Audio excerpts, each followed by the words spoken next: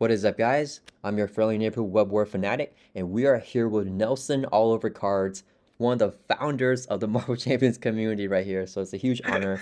Thank you, Nelson, for making time to join this video. I anytime. I don't know if I would go that far as to say I'm one of the founding members of the community, but I am so happy to be here. I'm looking forward to the game that we have today. It's going to be fun. Yeah, so today we're going to be ranking every single hero in Marvel Champions by how much we like that hero. So it's not a power Mhm. ranking, it's just kind of like, do we enjoy that hero?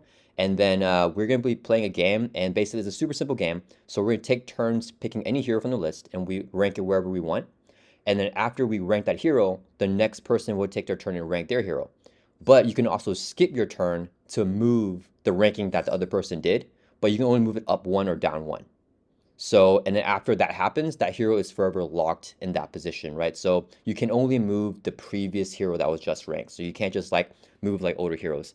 And basically at the end of this list, you and I have to be happy with this list, right? Anyone ever, whenever Yeah. people are like, oh, what heroes do Nelson like? They're gonna look at the list and be like, okay, well, Nelson hates like, I don't know. I know you like protection heroes. So like if we hmm got a protection hero like near the bottom, they'd be like, okay, Nelson like just hates what's a good protection hero here?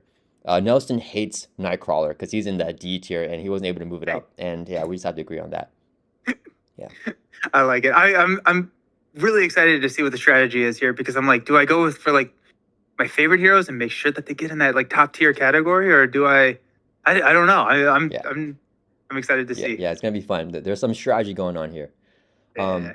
okay, so for the let's oh, and I will put the links in the description. I'm sure that everyone that follows me knows who Nelson Oliver is, but if you don't for any reason, I'll put the links to his YouTube and his Twitch in the description of this video. So yeah, since you are the guest, Nelson, go ahead and start us off. You can pick any hero and put it wherever you want. Alrighty. Well, we have to. Yeah, no, we're just gonna start. My favorite hero in Marvel Champions as of right now, I still think is Domino. So let's put Domino in peak champions, that S tier. Just I'm gonna get her into that top tier. And I would be so very sad if you dropped her into D. And I'm like, okay, well, there's nothing much I can do there. So let's Yeah, put her there. yeah. Okay. I do want to add on to the rules. So if you put her in the S tier, I can only move her up or down one. So I'll only be able to move her down to the A tier. I won't be able to drop her down Yeah. to the D. Yeah. Oh, like if you on your first turn, if I pick somebody else and you went Domino, I'm gonna put her in D. I'd be like, well, Oh, I see what you're no, that saying. can't. I have to lock her in. I have to Gotcha, lock her into gotcha. a high Yeah, tier. yeah, Yeah, yeah. yeah. I see what you're saying. Yeah. I think that's a good one. Yeah. I mean, Domino. Whenever I first started playing Domino, I would definitely put her in like the D or maybe even F, just because she's so Oh wow. complex for me. I Yeah. found Okay. myself like just standing there, like just waiting, and like I record a playthrough, so I'm just kind of like and then it really frustrated me. But I want to give a shout out to one of my channel members, Nar Antlers. He kept requesting I play Domino every single month, like over and over again with his like monthly requests. And I've grown to love Domino. She's not S tier for me, but I'll probably put in an A. But I'm not gonna waste my turn just to drop Yeah. her down one. So I'm fine with you putting her in the S. I guess she's gonna be one of the top heroes for us. I love it. Okay, so for my turn, I'm gonna put Peter Parker's Spider-Man, my favorite hero in the game, and I want to lock him in really high too. I'm gonna put him above Domino. So it was a trick for me to let you go first, because now I can put him above Domino here in peak champions. I think that he's just one of the most fun heroes. Super simple kit and very thematic as well. Yeah, and then you can also, if you want to keep him in S, you can just move him below Domino to skip your turn as well, right? You can move him just up, down, or you can place it anywhere in a tier if it's Mhm. within one. Yeah. Yeah. I don't think I'm going to change that though. I feel like I am happy with Spider-Man. Spider-Man is among one of my favorite heroes. He's great for those new players. He has like really fun mechanics. We were talking about, perfect defense before, like just Yeah. has that in spades. He's getting so much better with all of like the change of fortune, or not change of fortune, ready for a fight. Like that Oh yeah. really amped him up, and he's got like all these like really cool like synergies among new cards. He's got Web Warrior friends. Yeah, no, Spider Man has been peak Marvel champions, exactly what that tier says since Awesome. the core set, and I still think that he deserves that spot. Yeah, Perfect. So it is your turn now. You can pick any other hero and put yeah, them on. yeah. It's How I'm like, are we going to fill this in top to bottom? I'm like, I think like if you know me, I have a hard time criticizing people or criticizing champions. So I'm trying to figure out Yeah. like, you know what? That's what. Okay, we're going to go.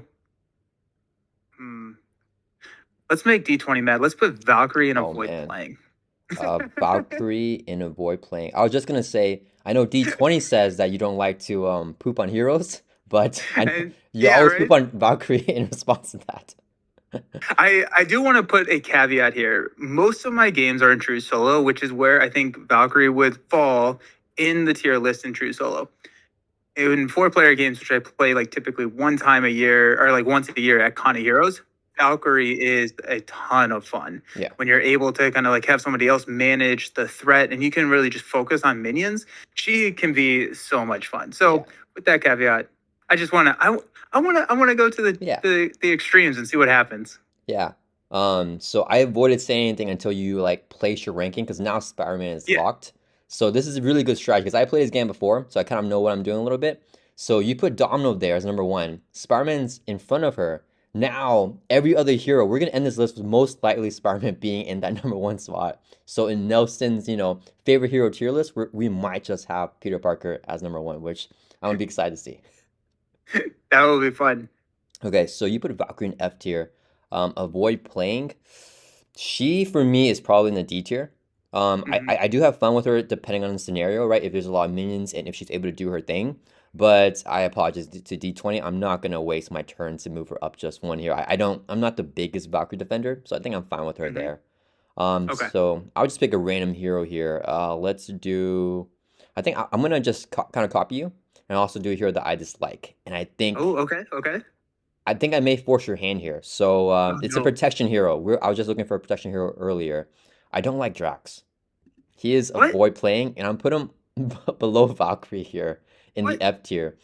I just feel like he's so restricted in not wanting to build out, and I love building out, and he's forced to kind of play a very streamlined type of way where he's just attacking, building those vengeance counters, and then I feel so restricted whenever I'm building the vengeance counters. When I finally get them built out, I have to flip down to an alter ego because my hit points are so low, and he's Mm. just very frustrating for me to play. I could definitely play him more to get better, I think, which is probably what I would need to do. But right now, I do not like Drax. What do you think But about that? Drax Smash. Drax Smash. Come on. So like moving up or down, I can loop to S, right? Like I it like loops. No, no, no. It does not Oh, loop. okay, Yeah, dang. Yeah, no, I disagree with the take. I love Drax. I like being able to smash with him. I do think that he has a lot of builds and like different colors as well. But I mean, like green is probably his best, but it's not like that perfect defense. It's kind of like, leading into the leading blow. I don't know why I chose that as my descriptor of the card. You use the adjective as the leading blow. Um, but I like Drax. I'm going to use my turn to move him up to situationally fun or seldom fun. yeah, Because I mean, he's a good time. He yeah, smashes. Also in higher player counts, you again like kind of the Valkyrie thing. You can focus on just hitting yeah. and seeing where you go. Um, have you tried him with symbiote suit? I have not. Yeah, so that's how you save your vengeance counters.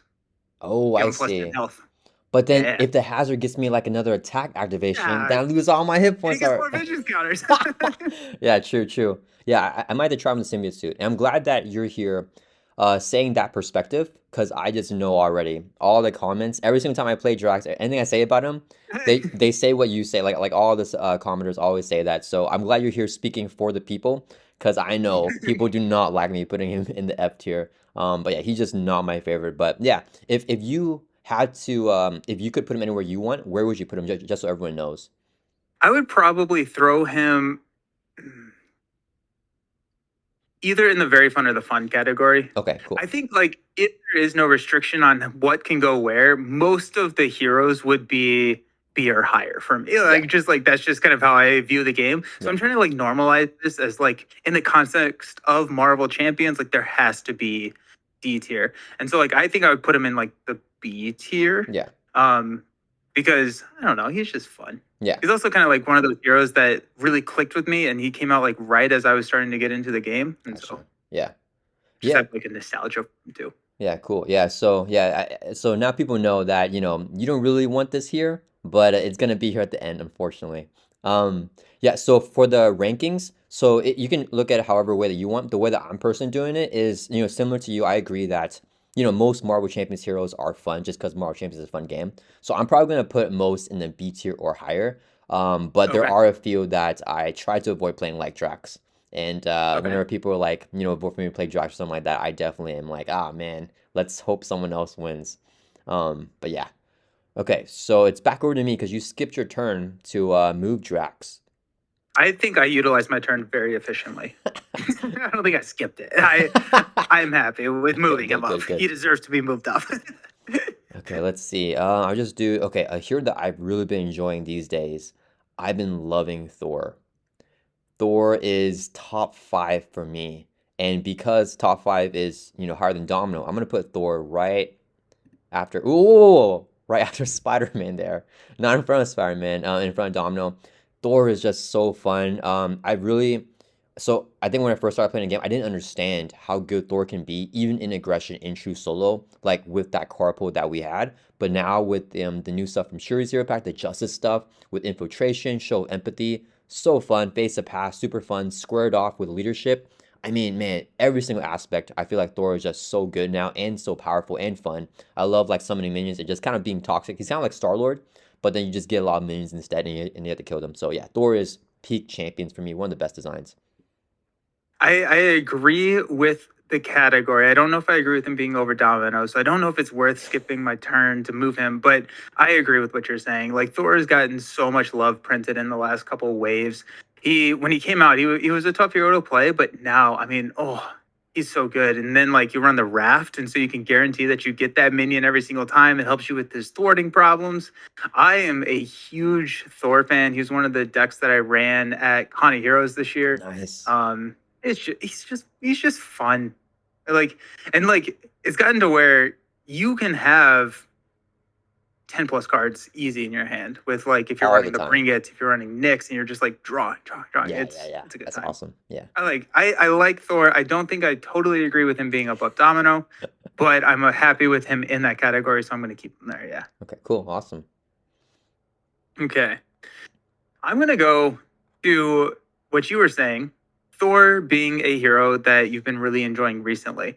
And for me, when I initially played Thor, I did not like Thor. And I'm gonna pick another champion that is also a character that when I initially played him, I didn't like it.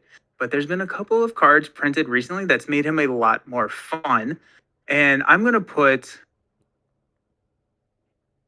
let's put War Machine in the B tier category, in the fun category. And Okay. I think last time I did a hero ranking, he was in my bottom tier category. Oh, Yeah. But we got ready for a fight, which yeah. is amazing for War Machine with his upgraded chassis, being able to take a hit every single turn with his tough status card. Yes. We've got Float Like a Butterfly. So War Machine already wants to be confusing because he gets so much efficiency when he rolls down to Alter Ego that when you confuse, you can hit Float Like a Butterfly and just shoulder cannon. And Yeah. it's just like, there's a lot of strategies that have opened up, and especially with the ability to confuse outside of justice, which is something that was very, very limited when War Machine was printed. We've opened up a lot more different aspects for him, which is why he's raised up for me. Yeah. I saw your deck building video and your like gameplay of War Machine in protection with ready for a fight with that. I forgot what it's called, the something chat, the thing where he gets a tough, that Yep, card. upgraded chassis, yeah. Upgraded chast. Yeah, I don't know what that word is, but yeah, that is a really, really cool combo. He's basically Colossus, right, at that point Right? with the red. Yeah, so that was really cool. I haven't played him in that. I think that's fine for me. Personally, my games with him have been pretty fun, but I kind of cherry pick the scenarios and like the deck Mm, building and everything to make sure that like I would have fun playing with him. So I'm not hmm. sure. Yeah, I think if it were me, I'd probably put him in C tier, but I Okay, think I'm okay with B tier because I played him only a handful of times, probably like 3 times. So I think if I would play him more, I probably would like him a lot more as well. So I think I'm okay with that for the B tier. nice. All right. Let me see here. Let's do Hulk here. So the last time I believe you kind of like Hulk, and I also like him as well. I'm actually gonna put him in very fun. And the last time I did this, a lot of people said, "Why is he very fun? Like, why you put him there?" And I think it's really fun playing around the 5 card hand size in Alter Ego and 4 card hand size in Hero form, and it's very, very rewarding when you're able to get wins against like higher difficulty scenarios with Hulk, and Hulk smashing at the end of the games is still super duper fun. Playing Hulk in Rush is still super fun as well. So even though I don't think he's the strongest hero, probably, one of the weaker heroes in the game, I think that his design is still fun. Having the Genius Trait, being able to do like shenanigans with Moon Girl and stuff like that is still fun as well. So he's actually a very fun hero and he's actually one of my more played heroes in Marvel Champions. I really do like playing Hulk, but mostly I think it's just because, I mean, it's Bruce Banner, it's Hulk, it's just a name that makes it more fun. Like having that card in front of me, looking at it, gives me more fun and enjoyment. So yeah, he's very fun for me. Yeah, I like Hulk. He's not one of my top tier heroes, but he does have a lot of detriments that are fun to build around, and I do find that enjoyable in Marvel Champions. I just think that Hulk has almost too many of those to try and build around. That being said, again, he's gotten a lot of love with like the Spider Pack, which I guess is not new cards now, but like Limitless Stamina, Unshakable, like those really helped Hulk kind of come out of like just like the absolute you cannot play this character in true solo unless you're rushing type or justice type strategy. He's also a really fun character with the new Silk Pack with Ready for a Fight. Oh, so you can flip down, you can hold on to cards. You can use Dr. Sinclair to heal if you have Banner's Lab for 6. So you can flip up, take a hit, flip back down, and just spend a mental resource, which is Ingenuity, and you're just healing for 6 because he gets that +2 recovery. Yeah. And Banner's Laboratory too. Oh, yeah. Oh, that's what I meant. Yeah, that's what I meant. Yeah, Banner's Laboratory, getting him the +2. Sinclair, you get to heal with that. And so, like, there's a lot of really fun new stuff for Hulk. That being said, I don't know if he deserves the A tier. So I'm going to use my turn to drop him down to behind War Machine in the fun tier. Oh, my God. But I do think that is where I would put him, would be in that B tier. And so, like, I'm happy with that. It's not like we're compromising necessarily. I want him in D, you want him in A. I think... Well, maybe we are. Well, maybe we're not compromising because I'm getting my way. But like, I think he deserves to be in the fun tier, but not like upper echelon tiers. Yeah, that's totally fair. Yeah, I don't. I actually tricked you because I actually would put him in a B, but I'm saying, yeah, cool. Yeah, I totally am fine with Hulk being at least fun or higher. Yeah. Okay, so you wasted another turn. It's back over to you again. Yes. Let's see here. Let's do an X-Men character. Ooh, I love Cyclops. I'm gonna put Cyclops. This is a really tough one. So for sure above Domino, because Domino isn't peak for me. Cyclops, there was a time where he was number 2. I think right now I'm loving Thor a lot more. So I'll put Cyclops number 3 here right under Thor. I think he's also a peak design in Marvel Champions, just one of the best heroes in the game. I love feeling like a tactician, having like an army of allies and then telling them what to do, recurring the tactic cards with his story event and with his alter ego ability. I think he's loads of fun. Yeah. Man, wait, I like all the heroes.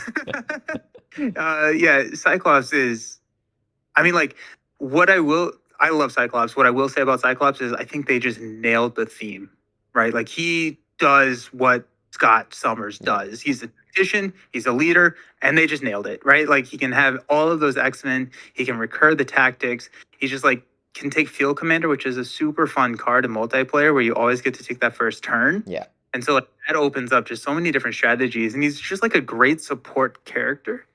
I'm curious to see how many we end up with in peak champions. Yeah. Because like if we're only ending with like 5, I don't think Cyclops should be there. Okay. But I think we're gonna have more than 5 in like that peak champion tier, which I'm okay with. But I don't know if I care enough to swap him with Domino. Yeah. And so I think we're gonna leave him there in peak champions. But he's just fun. There's so many like different styles to play. I love the always recur Maria Hill and play Maria Hill like 4 to 5 times in a turn, and it's just like, okay, that's fun. I think you may need to anticipate if you want to, like, dropping down some of these heroes. So for me personally, I would probably only put 5 heroes in S tier. But if you also have 5, then we may get 10. And I'm putting all my S tiers like right now because I'm making sure that I'm logging them in. So where if you drop them down, they'll only be in the A tier. But I don't mind having like a crazy like long line of S tiers. But I think only about half of those would be mine if we end up with that amount. Yeah. Okay. Well, in that case, let's put something in S tier. Oh, okay. Let's think about this for a second. Oh yeah, they're the more heroes. Sick. Oh, sorry No, you're totally good. Ooh.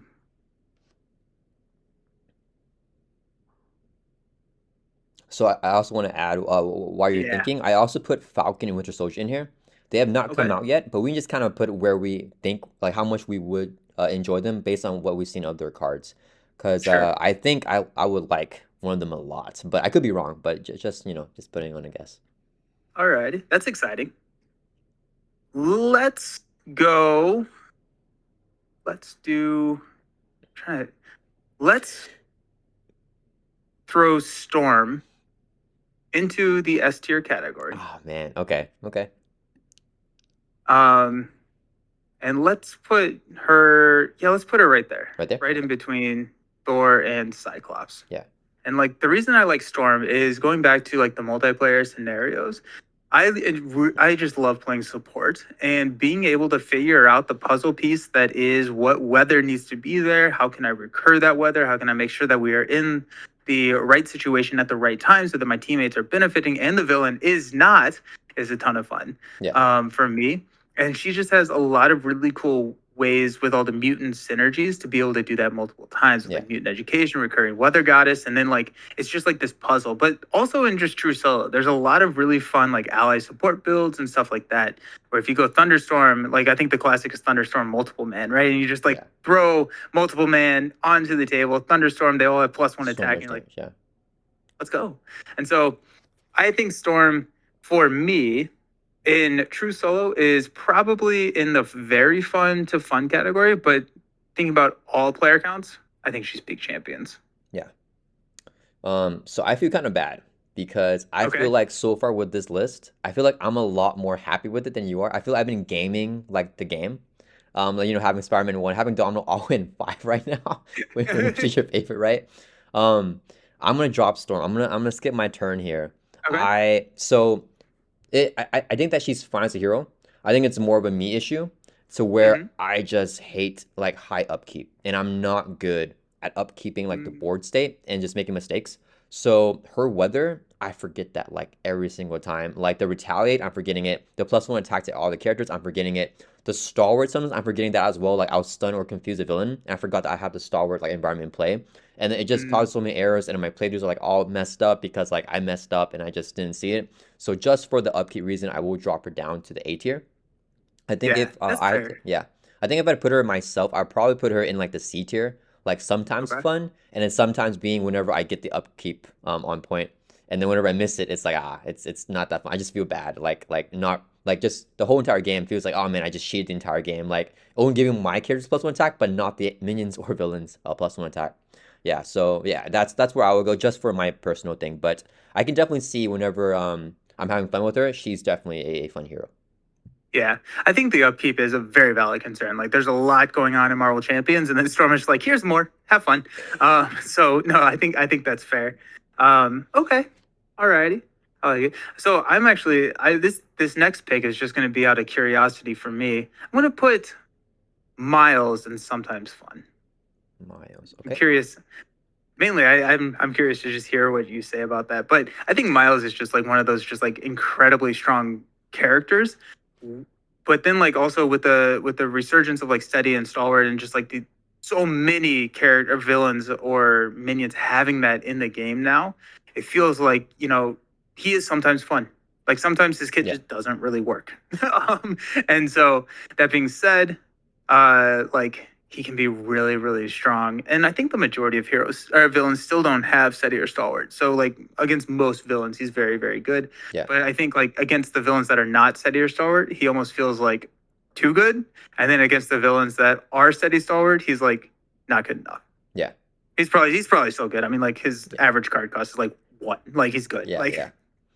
Yeah, no, I mean that's a totally valid like point for Miles, and I actually totally agree with that point with the stalwart, and then like just like it's just like you can't even put status cards on it. So like the what's it called, the arachnobatics doesn't like it's always just gonna do 2 damage, which isn't bad for one cost, but it's like the yeah. card is like I don't want to pay one just to do two, and like that's it against a star enemy. For me, the main reason why Miles goes here for me, so I will agree with you is not just the Star Wars stuff, but really because I can't find like a really fun build that synergizes with his kit. I feel when I'm playing Miles, Mm, I'm still just playing his identity cards like almost all the time. And it's not like a inherent synergy. Like most adjusted cards, I'm still just throwing them aside because I want to. There's so much value playing a web shot, getting a stun, getting 2 damage and 4 for 2 costs. Same with anything that triggers the Spire Camouflage as well, right? I just feel like there's so much value. Whenever I first started playing Marvel Champions, I only played Peter Parker and Miles, and I probably had like 50 games with just the two of them before I played any other hero. So I played a lot of Miles, and yeah, he got kind of boring just because I didn't feel that aspect synergy with him. So nice. I'm fine Okay. with that. Yeah. I was like, I don't know how Web Warrior Fanatic likes Miles. So let's see. Yeah. So Fake I'm web happy war that we. fanatic here. I only like Peter Parker. Yeah, yeah. Okay, so it's back over to my turn. Let's do a hero that I like. I think let's do an X-Men hero. Um, let's see. I think I'll do Cable. I love Cable. Cable is one of my favorites. He's another peak design. I know you don't like this, having such a big S tier right here, but and I bought this again, definitely in front of Domino. I'm gonna have Cable right here as number 4. So behind Cyclops and in front of Domino. Cable is just so fun. I love the player side schemes. To me, he's the strongest here in the game. And playing like hard difficulties with him and just going crazy with the ramping, just clearing like multiple player side schemes per turn, and then just getting built out by like turn 3, having like 3, 4, 5 upgrades and supports out. It just feels crazy with Cable. So yeah, he's definitely one of my favorites, and I love the way that he's designed as well. I so I think that Cable in 4 player is one of the strongest heroes in the game. I agree with you on that. I think in true solo, that's not necessarily the case. He's still very, very good in true solo. Don't get me wrong, but I think like as player count goes up, he gets stronger. That being said, I like it's fun until it's not. Because every single time I play Cable in 4 player, I'm playing Justice, and it feels like I could pretty easily train or write code to just play the game. It's like find a player side scheme, thwart the player side scheme. Find a player, and like I don't know, it feels like my decision space with Cable feels very small, and so in that case, I'm gonna move him down behind Storm, Oh, just okay. because like I like what he does for the game. I like him as a support character, and I really like playing him, but I feel like the decision space is kind of limited, especially with how many player size schemes we have now. Yeah. Um, so, but I do like him. I like him a lot. But I can't let him sit there in front of Domino. Yeah. Yeah, I entirely disagree with you. Completely disagree. I feel like his decisions are like very interesting because choosing which side scheme to thwart and when I think is impactful, but I totally respect your opinion on that. If it were entirely up to you, where would you put Cable? I would probably put Cable in the fun category. Okay, so in the B tier. Yeah, Gotcha. yeah, yeah. Yeah, and I'm That's where very I would put glad it. that I have your perspective here because you're speaking for a lot of people again.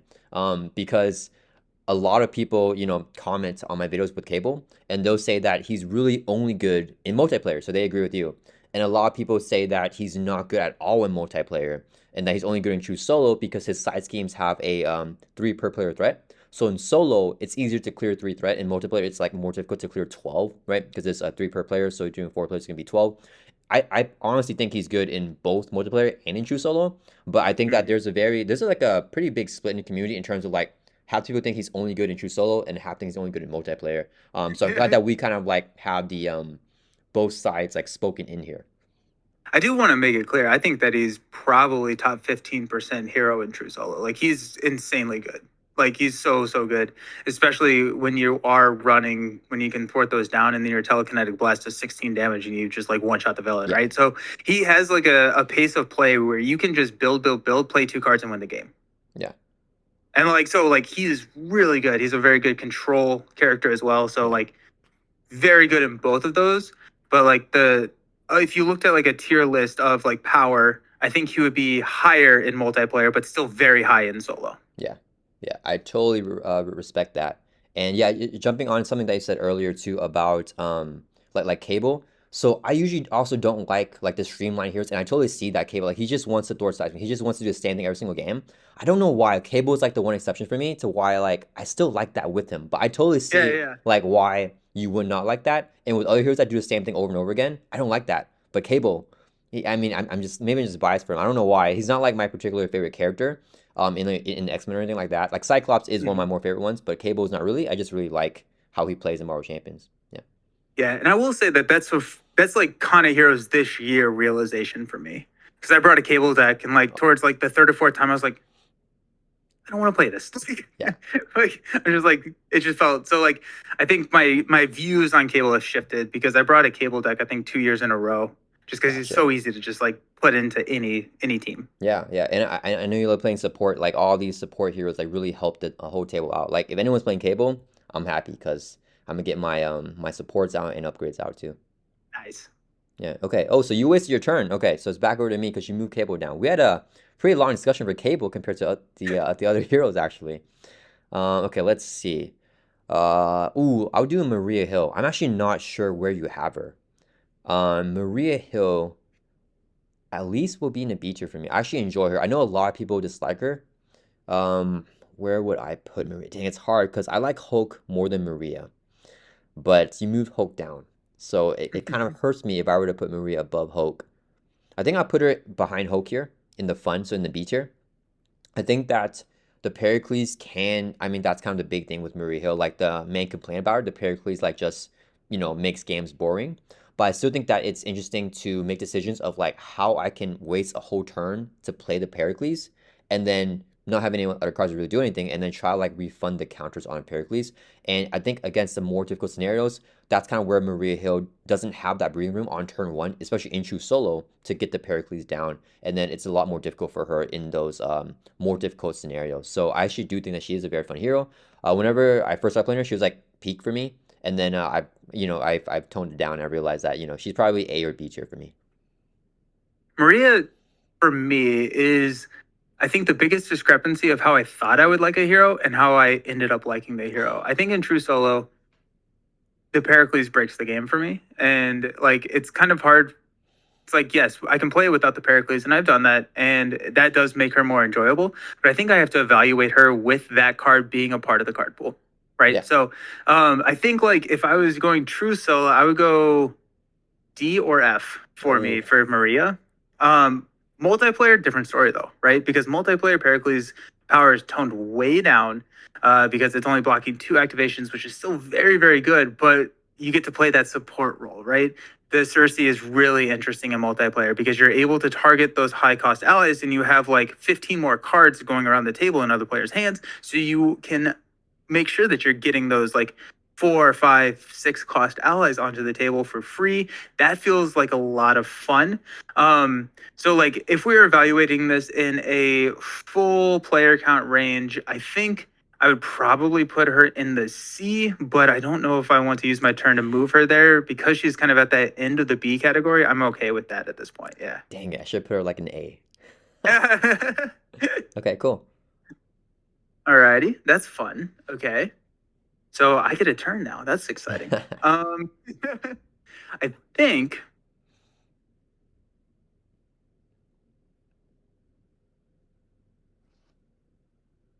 there's so many fun heroes. Let's get Miss Marvel up into the top tier. Oh no. Okay. Yeah, let's put her behind Domino. Okay. Miss Marvel is another one of those characters. When I got her as like one of my first hero packs, before I ever had a channel, and I was like, Miss Marvel sucks. I only attack for one. I only thwart for one. What is she doing? But like as you like play her more and more, you realize that she's so event focused with the morphogenics ability, being able to pull those events back to your hand and being able to like shrink them or big hands or not big hands, and biggen them and like Yeah. add on to damage. And Miss Marvel is one of the characters in the game, and there's a good number of them, but Miss Marvel is one of the characters in the game that just gets more exciting every single time a new event is printed or attack, defense, or thwart event is printed. And so she just grows, and her number of available deck builds is just insane at this point. She's an amazing defender. She loves alter ego. She can go crazy with like hone technique and embiggening things. Leadership, sure, whatever. But like those three aspects. Plus, she has the champion trait, so she has all the Moon Girl shenanigans and stuff. Miss Marvel is a top 5 character for me, so I need to get her up there. Oh man. Okay. You're speaking for a lot of people, I think. and a lot of people are gonna hate me for this, but I'm gonna drop Ms. Marvel as far down as I possibly can, which is unfortunately just at the bottom of A tier right now. And she'll probably still end up being pretty high up here, unfortunately, because we have a lot more heroes to a rank. How you described how you felt about her when you first started playing the game is how I still feel about her right now. Okay. Yeah, I just don't feel like her board impact is where I want it to be, right? Like a lot of heroes, I like to have the villain ramp up, but then I also ramp up and build out. And then like there's like, you know, 2, 3 side schemes, like 2, 3 minions, but then I'm able to kill them all in like one turn and like have that like big, you know, impactful thing. And Miss Marvel, I just don't feel like that she does that. I feel like she does little chunks of Thor, little chunks of attack, and it can build up by recurring it, but then she's not really doing the other thing that I need. And I feel like when I flip down to Alter Ego, she gets that massive hand size with all those alter actions of like, you know, maybe 10 cards, but then like I'm still not able to do the same thing that I'm able to do with like a Thor or Cyclops or like Spider-Man. So just for that reason, yeah, she's gonna go probably if I could, I would probably put her in seldom fun. I just don't like playing her. Okay. But yeah, but because of you, she's pretty high up there. Yeah, that's my take on her. Hey, have you played her in multiplayer? I have not actually played her myself in multiplayer, but I play with her, like with someone else playing her. Yeah. Yeah. I think like she gets insanely powerful just as multiplayer. Like that's kind of like if you're not feeling like you're having like a powerful like game with her, that's where I kind of point people to is like go to 4 player, shrink even the odds and just like win. Yeah. Right? Like because now it's removing 6 threat from every side scheme. It's like, oh geez. And then you Yeah. can recur it, remove 10 threat from every side scheme for 5 effective cost. And it's like, oh well that's pretty good. Like Yeah. so I like her. I like her mainly because a lot of her cards are not necessarily as good in other heroes. And so she sheds light on a lot of different cards that I'm not using in some of the other heroes. Yeah. Yeah, no, for sure. I think that a lot of people are agreeing with you and they're shouting at the screen right now. Like, thank you, Nelson. Like you need to play him in Justice and in multiplayer. Yeah. Yeah. I mean and honestly, if I do, I probably might jump her like way up. Like Thor, whenever I first started playing, he was like probably like D tier for me. And he's always like one of my favorite heroes right now. So yeah. Nice. Yeah, well, I hope you see the light someday. Yeah, maybe not, but maybe. Okay, so I skipped my turn because I just don't like Miss Marvel. So I wasted my turn just to drop her. So it's back over to you, Nelson. Okay. Let's go ahead and I'm curious to see with you saying that about Miss Marvel. I'm curious to see. Let's put Quicksilver right behind Domino Quicksilver. Oh man. Okay. All right. because I feel like if you're saying like Miss Marvel can't do everything, Quicksilver does everything. Yeah. I'm not gonna have a turn ever again. So I'm learning Quicksilver. how to play the game. Yeah, yeah. So Quicksilver. I've heard someone else say this, so I'm just piggybacking off on that. I call him Slow Silver. He is the Yeah. slowest hero. Like I think he's actually the slowest hero in Marvel Champions. I find him more slow than Iron Man. I find him more slow than like Penny Parker. I think that it just takes so long to build out like what he needs, and he has a little bit of board control up until then, but he just really needs to get like the friction resistance down, and then he needs to get at least one of his stats up to 2 with like his upgrades. So until then, he just feels really, really not impactful. So it's weird that you think like Quicksilver is like the opposite end. I think they are like Miss Marvel and Quicksilver, but they're both opposite ends of like the bottom for me. And I will say, I think Quicksilver like fully built out. I think he's one of the strongest heroes in the game. So it's a little bit of inconsistency for me because I do like building out, but not that long. I think it's just too long to build out. So I'm also gonna drop him to the A tier. Um, I like him more Miss Marvel though, so I'll put him above Okay. Miss Marvel. If I could put him wherever I wanted to, probably C tier for me. Like I don't avoid playing him, but it's just like oh, it's gonna be a long game. Yeah. Yeah. Quicksilver, I think at this point, I've accepted the fact that I like him because of nostalgia, not necessarily mechanics. Mm.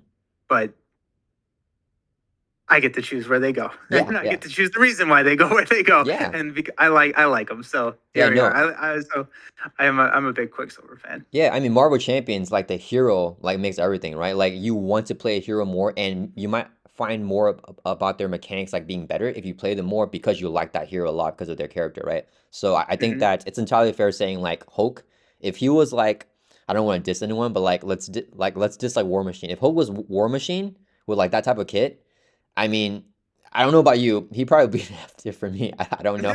Like it's really just the Hulk name carrying him so high for me. Mm, yeah. Okay. I'm ready. I'm ready to let's make a claim. Let's get Oh man. controversial. Let's see how this goes. Okay. Okay. I'm yeah. You know what? Let's have some fun. Put Shuri behind Domino. Shuri. Oh, a newer hero. Okay. So Black Yeah. Panther Shuri behind Domino. Oh, okay. Okay. I love Shuri. Shuri's one of my favorite characters in this game. I just played a game with her this morning. I I thought that I was gonna like Silk more. Shuri's sequencing and decision making is so incredibly intense and fun, and like just the sequencing of like when am I going to discard to shuffle it back in with Aja Adana to then be able to use her ability to pull it back out in like, or I can just shuffle in my like vibraniums, and she's one of I think one of the richest Yeah. characters in the game, just because she can recur doubles, and it's like, oh well, that's really strong. And so I think that Shuri, I thought she was going to be a little bit more straightforward of a Yeah. hero, but I think that the decision space is so vast with what upgrades you're triggering when, as well as the deck build, right? You can go leadership and like psychic T'Challa. You can do aggression and Yeah. like focus her more on thwarting with her upgrades and then use aggression cards and vice versa for justice. I think she's really good in protection with an always ready because whenever she activates, she gets to trigger one of those. And then it's not a force to discard. So like if you're going to do like a repurpose build and you get to activate 5 times, you activate Panther's Claws 4 times, then discard, and that's 13 damage. You're like, Yeah. well, that's really good. And so I've been having so much fun with Black Panther, and I think I'm realizing she's probably in my top 5 at this point. Yeah, nice. Yeah, I think you described her pretty well. Um, Asia Dawn, I'm glad that you mentioned that. That card is not fair, dude. It's so good. That card needs to be an alter ego action. I don't understand why it's not, because any other card that has that ability, it's an alter ego Yeah. action. It's an action you can Yep. use in hero form. That is just insane. Like I just don't understand why it's not an alter ego action. But yeah, I agree. It's Yeah. so fun recurring cards every single turn. Like whatever your favorite card is in your discard pile, just put it back in your deck. Yep. Um, I don't know if I played her enough to where I can say like how much I like her. At worst though, she would definitely be very fun for me, and she may be in the S tier for me. I would probably put her in A tier for now, but I'm not gonna waste my turn because I mean I totally agree with you. She's like peak champions. Like her design is what like I think we all wanted T'Challa to be. Yeah, she is just really cool. Yeah, I'm also a huge fan of her. I'm very curious to hear what the comments have to say because before they came out in the first couple like weeks that they were out, I was hearing that, she was not people's favorites, and Mm, I found that surprising because I think that she's just incredibly fun, and I haven't been around on the internet in the last week or so to yeah. see if that sentiment has changed. Yeah, well, let us know down in comments. Do you agree, Nelson, or is he like just like clickbaiting us right now with this like hot take of Shuri? Yeah. Okay, so I get to have a turn here. Thanks for your Shuri pick. I think I'll do Silk then, because she is a Okay. web warrior. I like her more than Shuri. I am a huge Silk believer here, and oh man, it's either gonna be right here, or right here.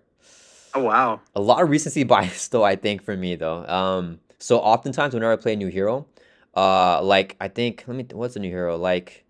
I think like Maria Hill when she came out, she was like top 2 or 3 for me, and then Mhm. she's like dropped to like maybe like 10. So I have a lot of that new hero recency bias. Especially Jubilee was another one that was really high for me, and I dropped her. I feel like Silk will stick. I'm gonna put her number 2. She's a web warrior. I have inherent bias for web warriors. And her kit is so fun. I played her pre-con deck for my first game with her, and it was like one of the funnest games I've ever played. The ready for a fight is just bonkers with her. Her alter ego action. It doesn't feel. I thought it was gonna be super broken because you're just drawing 2 cards, but it Mhm. feels more balanced because you need to have that tuck card on her, so you're not doing it on turn one. And on future turns, and it gets the more difficult scenarios, you have to balance. Like you won't get that 4 cards like all the time, like the Mhm. 4 tuck cards. So I do feel like she's a interesting puzzle to where like her kit is kind of simple, but then the sequencing can be complex, which is kind of what I look for a hero. So I really like Silk. Yeah, I as much as I've played Silk, with that was a weird way to say that. I don't know. I'm like with you with Shuri. I don't know if I've played Silk enough to have a great understanding. That being said, I think she is my favorite web warrior at this point. I think that used to be Ghost Spider, but I think that Silk is now that, like, Silk does what I want Ghost Spider to do. I like Ghost Spider's deck building. They're very different characters, but like I think I like Silk more, like the mechanics behind Silk a little bit more. Um, I think I think she's probably top of very fun or in that peak champions for me. Um, so I'm happy. I'm happy with the placement. I've been blown away by these last two heroes. Like Yeah. one of the best like sets of releases I think we've seen in this game. Yeah. Yeah. I've been telling everyone, like, I think Marvel Champions is peak right now. Like, the design space right now, everything that's coming out is just really good. So, like, these are like peak champions in like the peak of the game right now. Yeah, Yeah, it's crazy. yeah, it's so good. I'm really happy to see both of the new heroes up in that top tier. That makes me really happy. Even though like if I was doing my list, I may put Silk in that very fun category, but I'm so Yeah. it's cool because that's kind of like the future of the game almost, Yeah. and it's like it's cool to see the excitement that these heroes are generating, and they're under that new designer, Yeah. that new lead designer, and that's like, Yeah. okay, we're in good hands.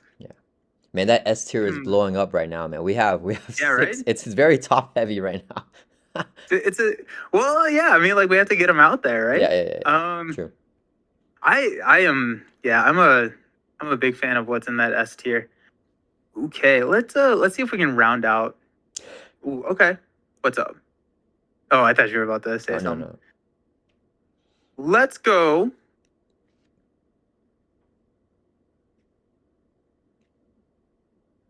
Let's go Strange in F below Valkyrie. Man. Okay. Yeah, All right. Defend yourself, Nelson. What is up with that? he's too good. He's Okay. too good. I think he has the problem that I was describing with Cable even worse, right? He has that Yeah. in spades where it's like I think like I did a game a couple years ago where like I had someone build me a Secret Santa deck, and I just like I was like I want the worst deck possible, and they built me a Valkyrie deck, and it was amazingly well designed. It was so bad. Oh. And then I took that and I threw it into Doctor Strange and just cleared everything. And so it's like now obviously like there's some weaknesses that Valkyrie that they were kind of exploiting, but still like I think I saw that you did a video where you just play with 25 blank cards. And I think that's an issue for me. Yeah. So like if you can play a game, I didn't watch that video, but like I assume you could do fairly well with 25 blank cards or just resource cards in the deck. He's if you can run over expert villains Yeah. like that, I think that at that point I'm thinking of it as the furthest thing from peak champions as possible. Yeah. Yeah, And no, that's so, totally yeah. fair. Yeah. I think like maybe in the seldom fun, if you really are trying to push some of those high tier villains, Yeah. and you're trying to go like standard 2, expert 2, Venom Goblin, it's like okay, like that's a different situation, but I don't. That's not how I'm necessarily evaluating the list. Yeah. No, that's totally fair. Man, you should have watched the video, Nelson, because I lost that game. Well, Oh, it depends really? which one you're talking about, but the first time that I did the 25 playing card challenge with Strange, it was to show that he's overrated. And I played Okay. against, I think, Claw and Ultron, and I just took Okay. L's, and it was like not even close. Like, because people have the myth that Doctor Strange can defeat any expert scenario, and people have told me personally that someone's literally said Doctor Strange can defeat expert Venom Goblin with 25 Mhm. blank cards. I've seen people do it. And I was like, I don't think he can. And I tried it with Claw and Ultron and didn't even come close. I recently redid that video, dumbing it down to Rhino now, expert Rhino, and was able to get the win on Rhino. So he is Okay. able to defeat expert Rhino. At least me playing him, right? Like there's probably better Yeah. players in the world and stuff like that. But against Rhino, I was able to defeat him with Strange. But then I tried Claw again and then lost to Claw again. So What was the loss condition? Was it threat? oh man, I think it was minions. Oh, okay. And Yeah. probably threat just having to flip down to recover and stuff. Yeah. So Yeah. yeah, but I will say I do think that multiple heroes can defeat expert Rhino with 25 blanks. Although I think Mhm. that Claw is I do think that there are heroes. I do want to also I don't think 25 blank cards is like a good measurement of like how strong a hero is. It's just kind of like a Sure. arbitrary like type of thing that people Yeah. say. But yeah, okay. So for Strange for me, just in terms of how funny he is. And I'm known as a big Strange hater. I don't believe myself to be a Strange hater. Because Okay. I often Okay. say he's overrated. I think he's the most overrated hero in the game of Marvel Champions. Even though I do think he's an S tier hero, I think that people say that he's leaps and bounds like above everyone else. And just saying that any hero can defeat Expert Venom Goblin with 25 blanks, I think it's like just insane of a statement. Like it just come on, like let's not overrate a hero like that much. So even though he is like a top tier hero, I think that you can still overrate one of the best heroes in the game. But in terms of funness, I would personally have him in the B tier. I think he's a fun hero. Oh, okay. And I actually Okay. love playing him in the pool aspect the most with mulligans. I don't know Yeah. if you've done that before. Yeah. So like Yeah. as That's long as as long as there's a synergy with the aspect, I really like that synergy, right? It's like mhm. it's really powerful. Don't get me wrong, right? You use like your invocations and you pay for the invocation deck, but you're not playing a card. So you can still play a mulligan and draw back up to your hands of 6 with the Sorcerer Supreme. So like I have fun playing Strange. I think he's fun. I don't think that he's not like, unfun. So I will move him above Drax here in the D tier because I'm only allowed to move him up 1 tier. And I can place him anywhere in that tier. So I put him just above Drax here. Nice. Yeah. Yeah. I think what trying to figure out how I want to like word this, right? Like I think that I enjoy doing very powerful things in Marvel Champions, but I don't necessarily like those being handed to me. Yeah. If that makes sense, right? No, Like that's what, yeah. I think it's really cool when you're able to like remove a stupid amount of threat with Ms. Marvel, but like it feels like that is a little bit more setup. It's a little bit more like focused on the deck build. And like I think like but like I'm glad that we have Doctor Strange in the game because Are there are you? players who like want to go crazy and like Mm, play expert Venom Goblin and like, like all this crazy stuff. yeah. And like that's just cool how like because we have so many heroes in the game, we're able to have the different play styles and different heroes for each one of those. Yeah. Nice. Cool. I, Okay. I could be wrong. I could be wrong. I think there's a really old video of yours. It was like probably before I even like started like doing YouTube. I remember you ranked. I could be entirely wrong. I don't remember exactly where you put things. I think you had a tier that I was like, if this here was deleted from the game of Marvel Champions, I wouldn't care. I I don't remember you had Strange there. I feel like you had that there. So that's why whenever you said I'm glad he's in the game, I was like, really? Because like I don't remember if that's where you had him though. So maybe someone can fact check it for us. But that's Yeah, funny. Yeah, I know either way you're joking around. But yeah, I wouldn't care, but I'm glad for other people. I see. I see. I see. Yeah, yeah. All right, Alrighty. so I Okay. wasted my turn there because you made me defend Strange, which I don't like doing because I'm usually attacking Strange. So I don't like where this is going right now. You're oh man, I'm a Strange defender now. Okay, let's do.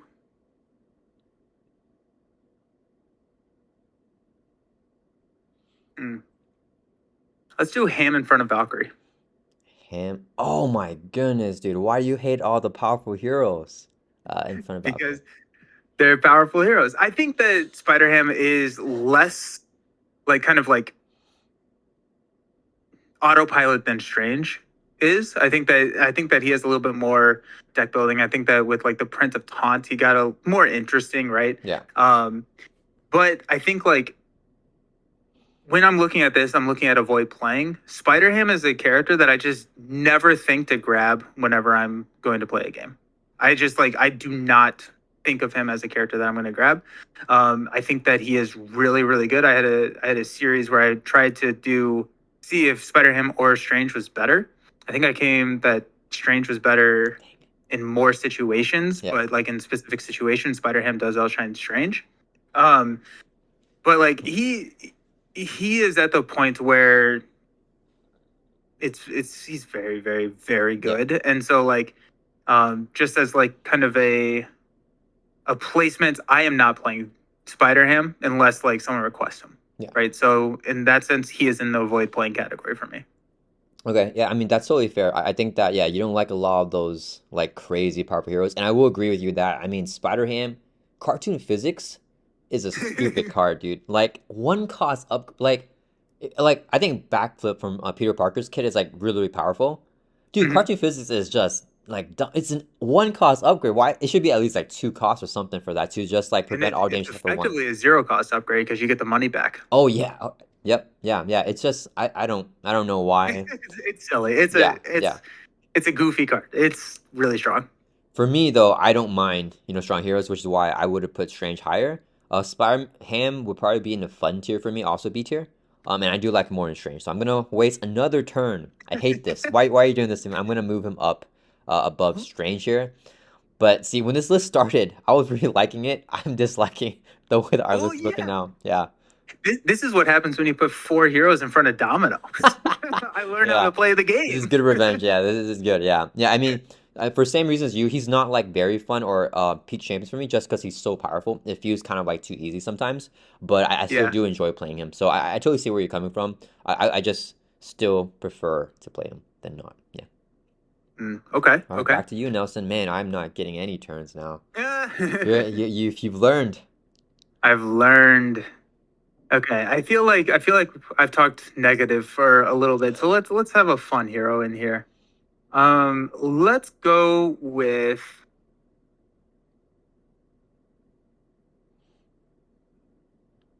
Can we scroll up a little bit? I want to Scroll see. up like this. Yeah. Let's go Nebula Okay. between Storm and Cable. Nebula between what? What are you? What? Oops. Nebula is Damn. awesome. You can't tell me Really? she's not. Okay, give me your argument. Why is Nebula so good? She is okay. She is not the strongest character in the game. She she can struggle. But You're not selling what her. I would say that the majority of my love of Nebula comes in multiplayer format. Because you can use like lethal intent and cards like that to trigger your upgrades before your turn. You can call on those actions, play that event, and trigger your upgrades Yeah. multiple times before you are forced to discard them. Yes. That gets really fun.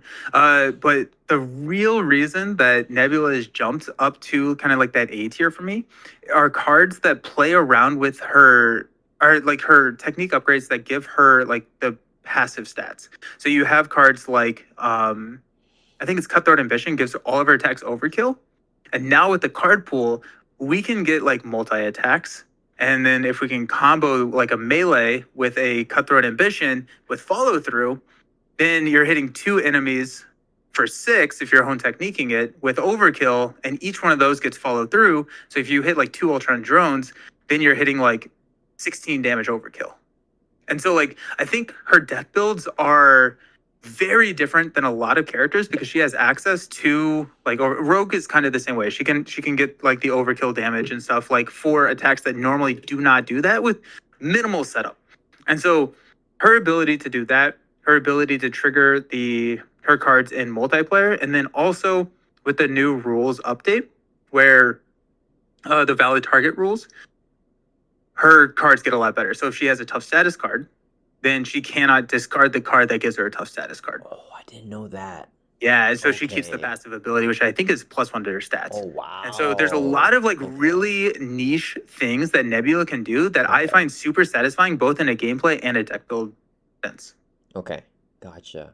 That's Same with like really cool. Stalwart, right? If Yeah, if, yeah. if the villain is Stalwart, you cannot Right. discard the one that Oh stuns man. the Okay. villain. Yeah. That's really interesting. You're kind of selling me on her. Oh man, that was a really good one. So this may change if I play her more in the future, but I'm gonna just go with where I had her like before you gave the argument and before I try that stuff out. And this time I feel like I'm gonna be the one speaking for the people. So I Okay. don't Okay. I don't think there's a lot of Nebula fans out there. I'm gonna drop her down as low as I can, which is at the bottom of the fun tier, which is still pretty high. Okay. But yeah, I mean, I just find her one of the most restrictive heroes in the game of our champions, and I hate like feeling restricted when I'm playing the game. I want to feel that versatility, and yeah, she just doesn't feel like she can do a lot. Like I feel like Hulk is more versatile because I can build out with Hulk, I can rush with him, I can do all the different things.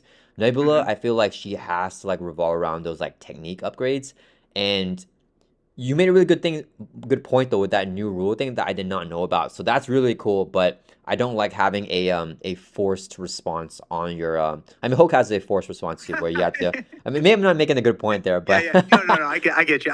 yeah. Though. Yeah, I Um, just I want to choose when and where I discard it, and I can't flip to Archeo all the time to dictate Mhm. that, and that's just my thing with Nebula. But yeah, I mean I you make a really good point. I think you might have sold a lot of people on Nebula there. That's a really good argument. I will have to try her out again, but from So my experience with her, my limited experience with her, I mean she's not that good for me. I was like, the follow up to this video needs to be a gameplay on my channel where like I build you a Nebula deck and you build me a deck of someone I don't, or like that comes out that I don't like, and we swap decks and then we play those. Yeah, maybe. I feel like we have to do that. Okay, So yeah. the other thing that I want to say about Nebula is if you ever play her with Cable with Body Slide, you can get really fun interactions where you're not discarding those upgrades and you can keep them around a little bit longer. That'll be That's a fun. fun two-handed Yeah. combo. Yeah, that sounds like it would be fun too. Yeah, I feel like, man, you really like those like unique combos with the heroes, Mhm. and I just kind of want more like versatility. So I think it's kind of showing like in which heroes that we like. Yeah, Yeah. absolutely. So I skip my turn again, man. It's back over to you, Nelson. Alrighty. We're gonna do another fun hero because, or I don't know. I say fun, not necessarily the B tier category, Yeah. but like speaking of a hero that I think of in a positive light. Let's do. I think we're getting into the heroes that are like, okay, these are gonna be like kind of in the middle, and it'll be fun to like kind of debate those. Yeah. Let's go with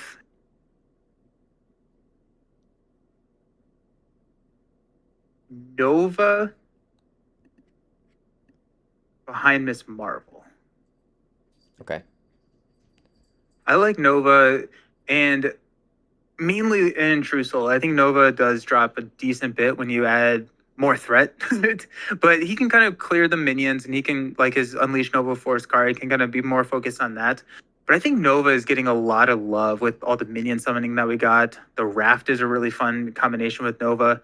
I'm building a deck. I'm doing a deck factory probably right after this video where it's going to be like an infiltration type situation. So you can not only thwart down a scheme, but you can summon a minion and continue that Unleash turn going. That is really And so cool. like the combo is there. And then the other Nova deck that I'm really excited about is White Wolf, the new leadership ally that we got, where she doesn't take consequential, but she puts a threat on the main scheme, and then you can just infinitely combo the main scheme for as many times as you can attack, and you just ready White Wolf over and over again, and then you can ready Nova over and over again, and you get that resource generator over and over. So That I is like so I cool. think that's gonna be a really fun build. Yeah. But Nova to me is peak combo where you run Unleash, you run Miss Marvel, and you just like let's go one way or another. And let's like bring out everything and just like I've had like some of the biggest smiles on my face playing Nova. Yeah. Yeah, no, that is really cool. Oh man, so if people don't know, like White Wolf, she's like the new leadership ally from Shuri's hero pack, and it's a Wakandan ally. It has 2 Thor, 2 attack. Each time it attacks, it does not take consequential damage, but you have to put a threat on the main scheme, right? Yeah, so it's like a negative effect, but Nova can really take advantage of that with the. Yeah, that's really cool. Man, you're making really good cases. I think you're speaking for the people for the Nova one. I think most people would agree with you. I do like that you said that you think that he's not as good in multiplayer, because a lot of people tell me that Nova is better in multiplayer. And I think you definitely make the case for him being really good if people help him set up. I'm gonna waste my turn again. I'm gonna drop Nova down to the fun tier. I Okay. think that he's better than Nebula, but I would still probably put Nova in the sometimes fun, just because he's literally to me sometimes fun. Like if I'm able to get the Unleash Nova Force turns, going off, then he's very fun. If I'm not, and there's like too much threat or too high hit point minions, then he's just not fun. So for me, Sure. he would be like a sometimes fun hero, but because of the stupid rules that I created, we have to put him right here. But yeah, definitely in front of Nebula. But yeah, you make a really I would have to try him out. Yeah, he sounds really fun. Whenever you try him out, he's one of my favorites to throw a symbiote suit on. Oh yeah, with the extra stat boost, that'd be cool. Yeah, it's dumb. If you get to use it 6 times, it pays for itself very quickly. Oh yeah, I'm sure. Man, I feel like I'm getting to pick a lot of heroes here. This Dude, is you're fun. winning the game, man. This is not good. I thought I was gonna win. I was feeling bad earlier. Now I don't feel bad at all. Uh, Alrighty, let's go. Okay, I'm down to do another negative. Let's put Deadpool behind Valk. Deadpool behind Falcon. Oh my goodness, F tier. That hurts my heart. Yeah. I think the same argument, so I'm not going to necessarily reiterate it as much as with Spider-Ham, but he is just a character because I play mostly true solo.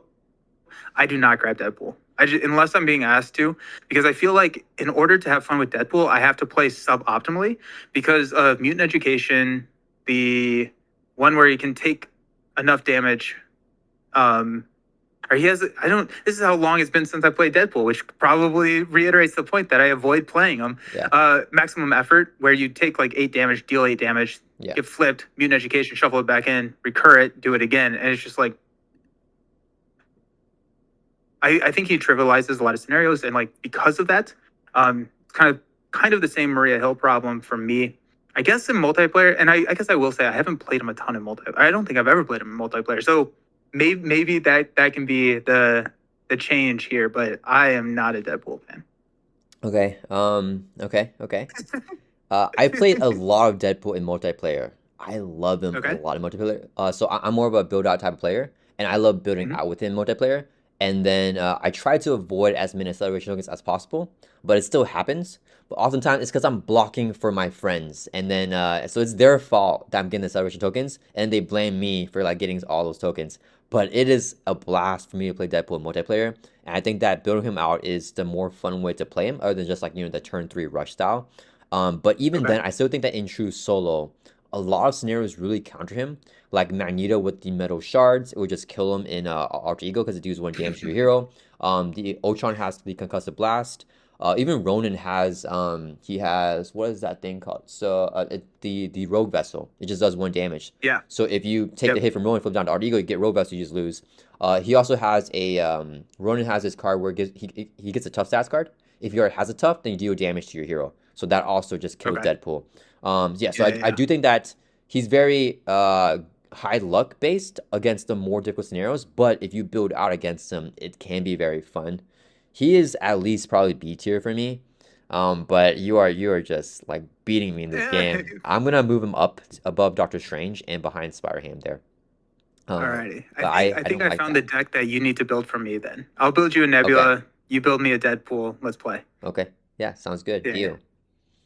All Because right, like back. I can see it. I can see it. I think in multiplayer, what you were saying, I can see him being more fun. Yeah, and like wreaking havoc, so the table like hates you. They're like, "Why can you stop?" And you're like, "I just really didn't want to block with this ally. I want to keep it up, so I just wanted to die with Deadpool. I'm sorry, like I needed to die."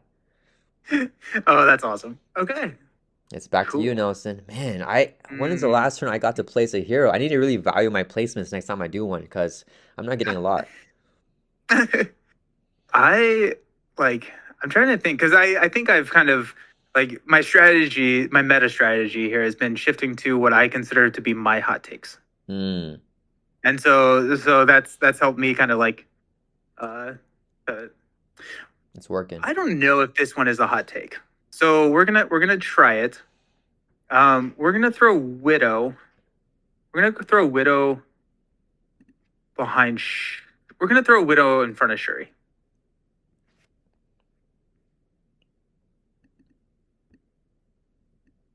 Okay, okay. Widow has gotten so much fun. We've gotten new prep cards with the Agents of Shield wave and the new hero packs that we've gotten. Ready for a Fight with Widow is incredibly powerful because you can always be an alter ego. You can recur with Safe House 29, so you always have it. Quinn Carrier can always play it. Widow's Gauntlets can always play it. Then you get to draw a card. So it's effectively a zero cost, always ready synth suit defend double Widowmaker if you're using Practice Plan to trigger both Ready for a Fight on Widowmaker and Practice Plan on a Widowmaker.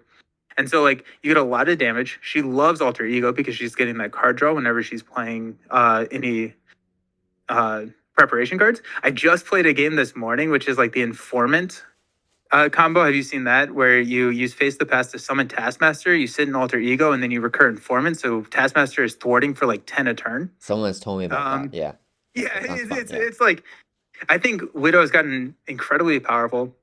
She's very reactive. I think she is definitely not a hero I would give to a player who is learning the game because it you have to have like a fairly decent understanding of the encounter deck and what am I going to cancel with these grappling hooks or what am I really looking for that target acquired boost cancel and stuff like that. But like the reactive nature of Black Widow, plus the expanded card pool that we got in this last like Agents of Shield and last two hero packs with the new preparation cards like she can be built in any aspect and be very effective in any aspect. And I think that the sequencing and the timing, and also like it is fun to have 25 cards on the table. Yeah. Yeah, you make a really good point. Man, I mean, yeah, I agree with you. She has so many synergies in like all these different aspects and all that stuff. You're doing a good job selling her. I still think that with those synergies, she's still just trash. I don't know. Really? Yeah, I am a big Widow hater. I Not a Widow think, maker, a Widow ooh, hater. Yeah, so I'm gonna have to waste another turn. She is like I avoid playing her. I do not like. really? Yeah, Oh, yeah. I never want to play her. She okay. just feels very restrictive. I feel like her kit does not. I don't want to hate more on her because I know the comments are gonna just like blow me up. But yeah, I just feel like she's one of the weakest heroes in the game, and there's not many ways to like mitigate that, and she's just not very flexible either. Um, yeah. So I'm gonna waste my turn. I am Yeah, really surprised to hear that. I thought I was like, okay, fine, I'll pass the turn because I think he'll think it's probably very fun, but he'll leave it there. But wow, okay. yeah, I'm That's interesting because I think that her power level goes up against the higher tier villains because she's able to cancel so many cards. She's able yeah, to just like tech against so many different things that the higher tier villains can throw at you. And you have like, especially with like spycraft and stuff, like she has that spy keyword. So like pull advanced glider, pull a new one, right? yeah, Like just cancel and stuff like that. And so like I think that she is so very reactive, and so her power level increases as the villain's power level increases. I'm yeah. surprised to hear you say that. That's kind of fun. That's a fair point. So I went ahead and dropped her at the bottom of the A tier just as Yeah, much yeah, as I yeah. could. I think that she like on paper, I thought I would like her a lot because of that, that ability to cancel. But I feel like that it requires so much setup to get to the point where you're able to cancel, and then she's not really impacting the board in that meantime. To where like she's just so far behind, and I just feel like I fall back really far behind with her. But yeah, I mean, I think that on paper she should be able to cancel. I just don't know why. Maybe it's just the way that I'm playing her. Like maybe I can work on that. But whenever I play her, I just don't feel like I'm able to catch up with that. And I do want to apologize, guys. My cat was like making a havoc with her. You guys heard that rustling noise. And shouts to my wife. She's the best wife. She just grabbed her. But yeah, sorry Nice, about that. You nice. guys heard that. But yeah, yeah, I that's my thing with her. this this is the one that has shocked me the most because I really thought you would like Widow. Yeah. I okay. I may build you a Widow deck instead of a Nebula Oh deck. man. I Yeah, don't know. that's even Nebula is more worse. fun, I think, Okay, good, good, or good. not Okay. more fun, but like more fun Yeah, for to build a new player or yeah, build for a player who doesn't think that they like. yeah. I Because mean, Widow deck is just like yeah. it's a Widow deck. I mean, that being said, that combo with Taskmaster, I haven't done it. So, I mean, that may be really fun, and I may change my mind after I try that. But yeah, yeah, right now, not a fan. And yeah, you're killing me with this game because I hate this list right now. This list, man, I don't want to post this video. This list is like not it. Like this does not represent me. No, I'm just kidding. I'm just kidding. The yeah, I absolutely stomped Expert Mojo this morning with it. Oh, nice, nice. Okay, Yeah, okay. I will have yeah. to give it another So shot. Yeah, I try it. Try the informant strategy because it's yeah. fun. It's a good time.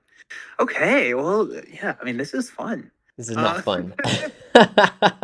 I'm not having a good. No, just kidding.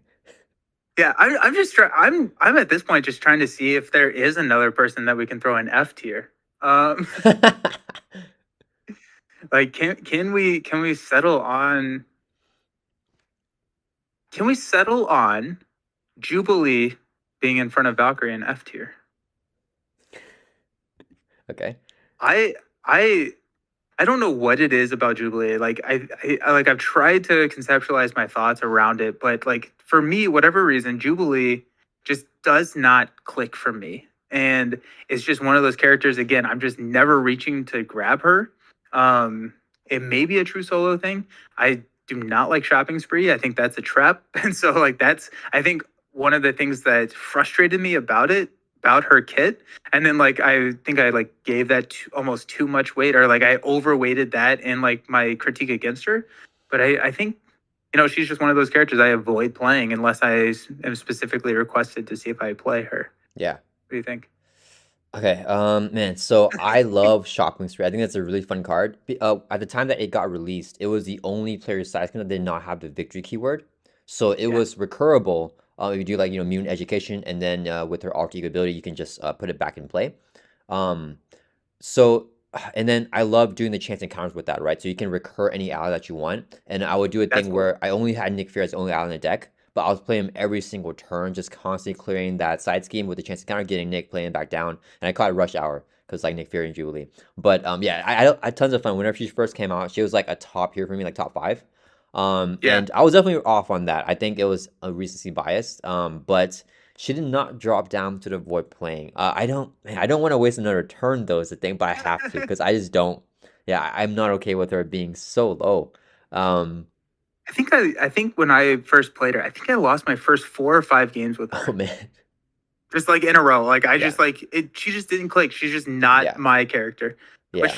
she feels like she should be. She's a bit focused. She's like has these like fun sequencing and it's just like it did Yeah. not click for me. I think that's totally fair. I think that she is the like pretty mundane as a hero and pretty weak. So it's kind of like a basic type of kit that's like very simple but also weak. But I like the economy with her because she has the double resources, and I like, just being rich and being able to pay for stuff. Yeah, so I'm gonna waste my turn again. I'm gonna move her to the D tier. I put her above Strange, and where do I think I put her behind Spider-Man, but I'm not sure if I want her above Deadpool or not. Okay. Let's Yeah. do let's do behind Deadpool. Yeah, but oh man, these are like some heroes that I really like right here. That oh Yeah. man, they're all right. It's back to you, Nelson. I can't catch a break. Okay, let's I'm running out of hot takes, I think. Don't do a hot take. um okay, I think I okay, this is also helping me like realize I need to do like a new ranking video because I can't remember the last time I did a ranking video. It was probably over a year ago and I'm like I think that a lot of my choices have changed. And so Yeah, that's also like really fun. It's kind of it's exciting to see that, but that's why I um wanted to do this video with you, because I was like, I have no clue where Nelson like is ranking this here, because I know where a lot of the other content creators like have their rankings, but I was like, I have no clue where Nelson puts his stuff right now, so I want to see it. Yeah. yeah, that's really fun. Let's go with Rocket behind Shuri. Oh my good. Oh man. Okay. Okay. So he's an S tier here for you. He's peak champions. I think so. Yeah, I think when I did my last video, I'm pretty sure he was in my top 5. Okay. Um, I think that he would flirt with the top 5 spot at this point. I think there's probably 4 heroes or so that could look at that fourth or fifth spot, but Rocket with repurpose is one of some of the most Oh fun yeah. you can have in like a deck build, right? Because his techs don't get discarded, so they're just around ready to get repurposed.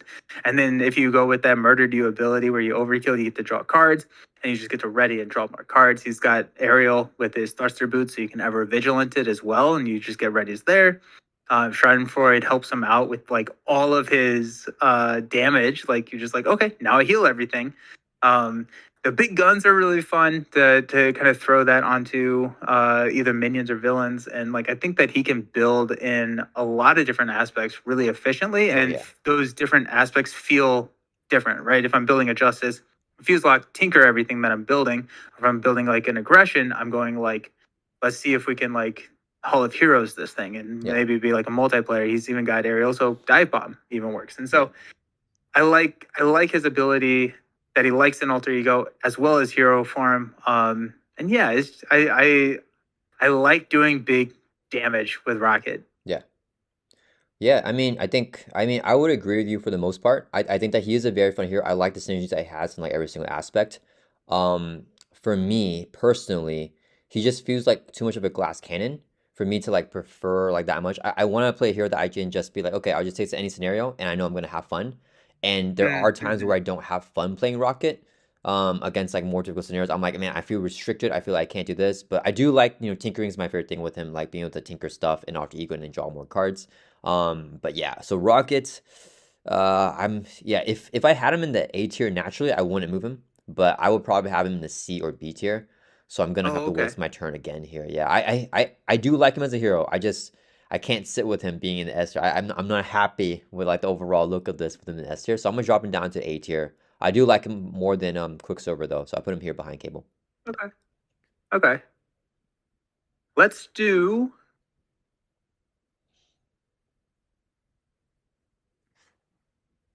Let's do Panther behind Nebula. Black Panther behind Nebula. Okay.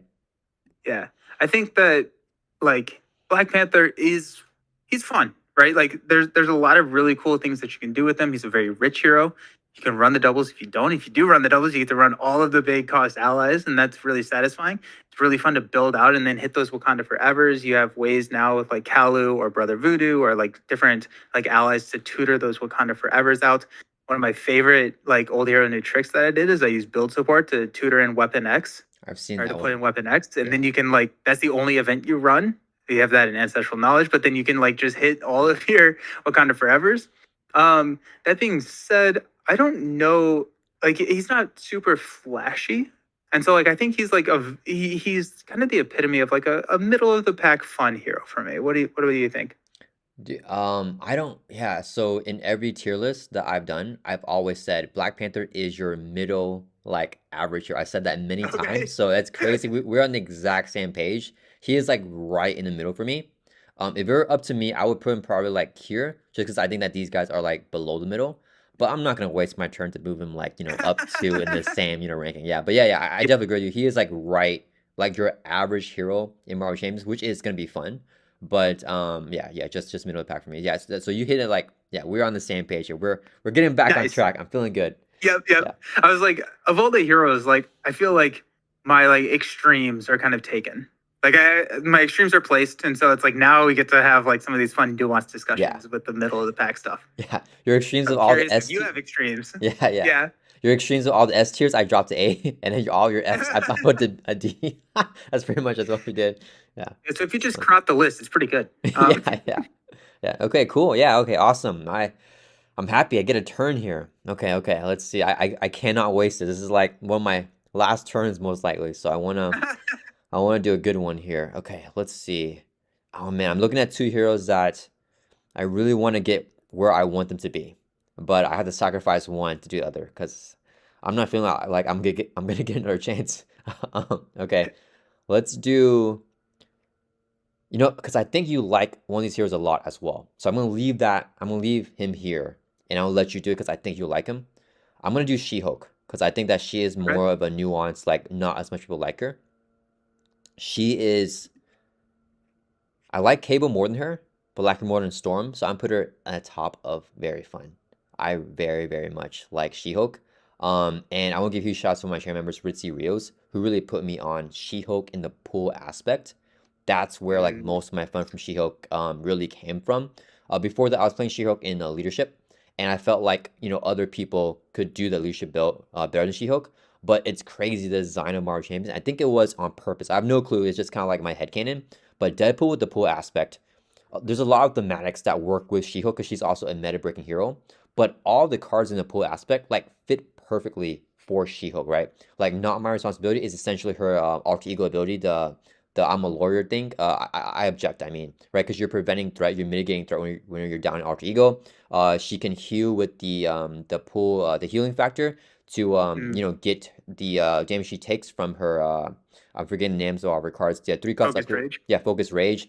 And then yeah, I just feel like in the stick to itiveness gives her that one ready, so that if she is exhausted, she can ready up and then swing and then play that interrupt where after you attack, you can ready back up again, right? So I just feel like Hmm. everything works perfectly. The triple resources go crazy on her, because she needs that economy to boost up. The split personality also works really well with like mulligans. If you like mulligan into the split personality, you can play it and just do a bunch of shenanigans. So I have so much fun playing She-Hulk. I love utilizing her alter ego as well in the pool aspect. So yeah, she's a very fun hero for me. I would put her here naturally, just probably Cable in front. But yeah, other than that, I really like her in the A tier. Nice. I agree. I think she's an A tier for me. I would probably put her at the Nice. back end of that A tier, but she's another one of those heroes that just got so much more fun with that new valid target rule, not having to Oh discard yeah. your superhuman strengths if they're Yes. stalwart or already stunned. And it's just like, okay, well, this is now really exciting, right? We can Yeah. just like hit for 11. And it's like, okay, that's Yeah, really it's a fun. really good So point. yeah, I think She-Hulk is um just very very solid when it comes to like big numbers, big attacks, and then like all the nuance. I haven't played her in pool, so I'm gonna have to try and do that. That's fun. Yeah. All right. Feel like okay, so we got two more core set heroes. Let's get a core set hero up there. Let's go Iron Man between Marvel and Widow in the A tier. Okay. I like Iron Man. Like if some of these shenanigan heroes weren't above him, he would be higher. But like I was like I'm trying to evaluate this. So I'm like, Yeah, okay, yeah. I think he is like a higher tier for me. But like I don't like him more than Miss I don't know. So like it's kind of fun. The list Yeah, is getting yeah. very dynamic and fun like that. But I think Iron Man just is so much fun to build out.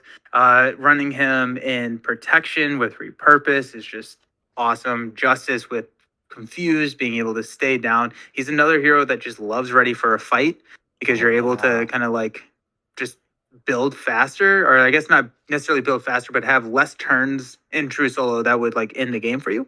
Yeah. Um, but yeah, Iron Man's a lot of fun, and he's one that like has grown a lot as more tech cards are printed, as more energy resources are printed, because nothing's quite as satisfying as hitting like 11 damage or 13 damage repulsor blast. Like that's Yeah. fun. Like I've never done that, but one that sounds to great. 13.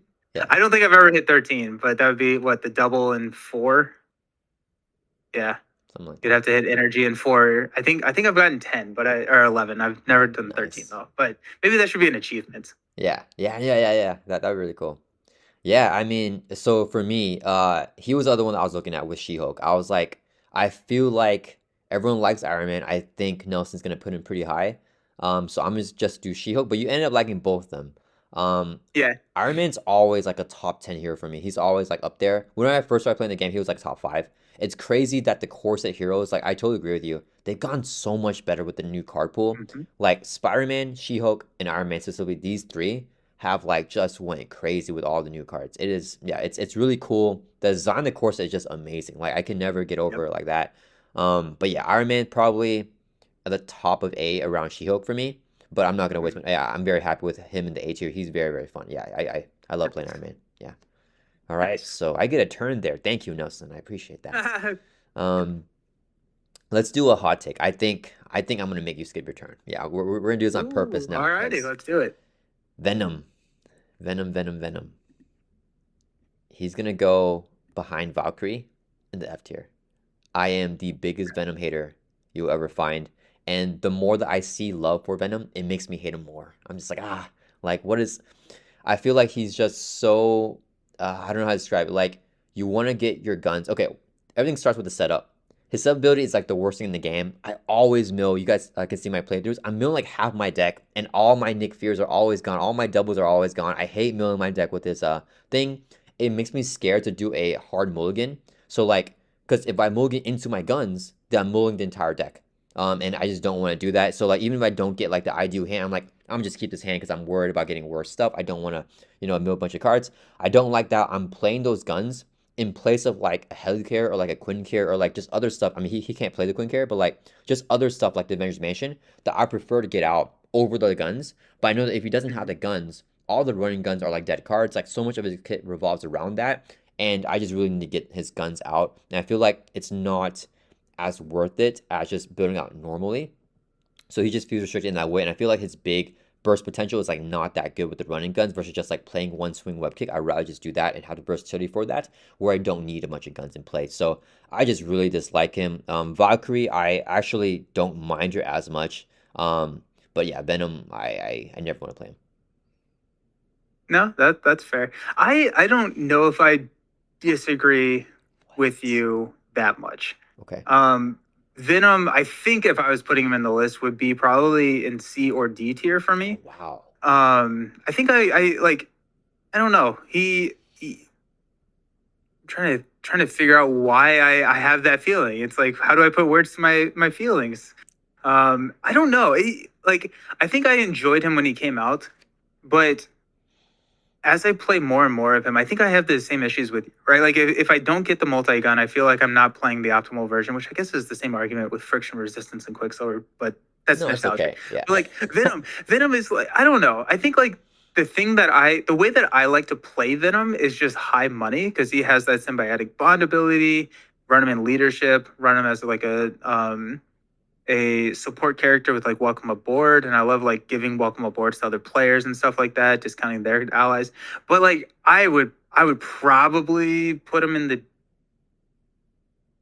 I would probably put him in the D tier for me. I very rarely have like pulled him out recently, right? I just like now that I'm thinking about it, I don't remember the last time I did play him recently. I remember I thought that his setup ability would trigger like digging deep some white foxes, and then like I built this like really cool deck, and it, like that doesn't work. I was like, oh Yeah. dang, like I was like that's sad.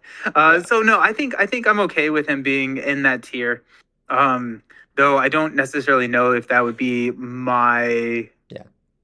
placement, but like, but I'm it's not worth a turn for me. Yeah. Yeah. I feel like we have a similar thought of like if it's just one up, like we don't move it, but if it's like at Yeah, least two, then we need to bump it up at least a little bit.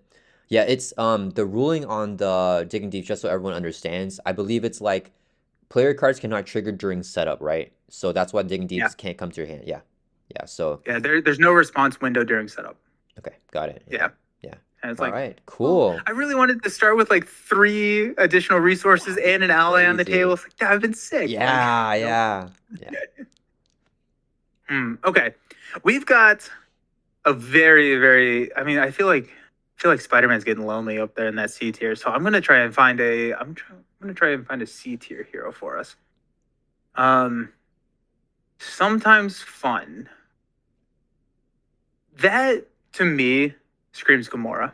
I'm gonna go Gamora behind Spider Man, Okay. but I think Gamora just she is sometimes fun. I think I've said that I think that if you are playing with someone who is a new player, she's a really good hero for a new player if you can help them with like the response windows. But like you feel like you're doing a little bit of everything and you kind of get to understand the majority of the game. She's got a little bit more interesting with like test the defense because she has all those like attack cards that are like zero cost acrobatic moves or whatever they are. So you can like pump those up really quickly. But I'm just like cool. Like Yeah. I don't know. Yeah. She doesn't excite me. She's not like I would never play Gamora, but like I'm always like she's sometimes fun to put on the table, but I'm not reaching for her every single time. What do you think about Gamora? Yeah, I think I pretty much agree. I think I would probably put her naturally in seldom fun, but I Okay. think that, yeah, sometimes fun. I think it's a good spot for her. She can accompany Miles here, just because I'm not the biggest fan of events, and the number one pet Mm, peeve that I have in Marvel Champions is resource generators that aren't universal. So like those resource generators, I don't want to pay one cost to play that thing, and that turn I need to play an ally to block. So now it's just a useless like upgrade that I have on the table and not the like play an ally. And it's just every single turn I'm not getting the value out of that, right? Every turn that I don't play an event, which usually I do want to play events with her, so like I'm usually getting value out of it. Unless I'm yeah. doing like the zero cost events that are like in her kit, then yeah. But so most of the time it is still good on her, but I just don't like cards that are like that. And yeah, she's very just event focused, and she kind of feels streamlined into playing those events. And I have trouble Yep. building out with her just because I have to like keep up tempo by playing her events. So yeah, she's around that for me. So I think you pretty much nailed it. Nice. Okay, I'll do a hero then. I just recently played Adam Warlock, and boy, I love Adam Warlock. It's gonna be hard though, like you said earlier, because of the cluster of like mess that we have going on over here. Of like some of the heroes I know that you don't like as much, some I don't like at all, and they're like all over this S and A tier range. So Adam Warlock is gonna be A tier for me. I like Iron Man a lot more than Warlock though, but I think I might have to place Warlock above Iron Man because he's just way better than these guys over here, these three. Yeah, so I'm gonna put him here in the A tier, in front of Cable and behind Rocket Raccoon. And yeah, I mean, I just love for me specifically, like She-Hulk, it's the pull aspect for Adam Warlock that I love a lot. He can include the same card, whenever you're jumping with him, you have to use four aspects, right? The pull aspect, the triple resource, they're all different cards. So you can have Nice. the three That's cool. triples. Yeah, and Adam Warlock needing to build out, the pull aspect helps out with that with those triple resources. And then Mhm. Yeah, I forgot about the other synergies, but you can still discard a pull aspect card for his battle mage ability. You just don't get any effect, but it can still proc the Mystic Senses as well. Yeah, I just love playing Adam World. And then having Not My Responsibility, I think it's one of the strongest cards like in the game. The one where if an enemy would add threat on like the main scheme, you can put it on an ally. So they're chump Yeah, blocking threat, right? And then with his what you call it, his Quantum Magic, it's just so versatile because you can grab that card back, put it in your hand, and then flip down that's awesome. safely. And if you grab a triple resource with Quantum Magic, you get an additional resource. It's basically having double in your hand, so you get refunded Yeah. back one resources. And so World works with keeping your hit points high for the triple resources for the pool aspect. And then yeah, I just love him in pool, and I love like the resource sinks and everything. So yeah, I'm a big fan of Adam Warlock. I agree. I like Adam. I feel like I don't even remember when they started to shift, but like I feel like I played the Wild Tutor deck, and that felt really, really good. But I think Adam has a lot of builds outside of that, especially now with more and more Oh allies that yeah, have come out and more like side schemes. Like he can play. It's like we have Cable at home. It's Adam, right? Like he can bring all the side schemes too. He can bring all the X Men allies too. And so like I think that there's a lot of really interesting builds that you can build with him, and he creates just like so many like different paths to build. And I no, I like Adam. I nice. think if I was to put him in there, I'd probably put him in the fun category. But like, he's one that villain has really helped me kind of like enjoy more Yeah, I know because like Villain I Gear is think I was awesome. so like set on Wild Tutor, and Yeah, it's like, no, it's really good. Wild Tutor's very very strong, but it's like there's more ways to play. yeah, yeah. Oh, I do want to also add on Beast, because he can include leadership and pull. So Beast grabbing the triple, I always love when Beast can get you a triple resource, and Adam Warlock does that without any identity specific resource cards. So yeah, I just love that with Adam Warlock.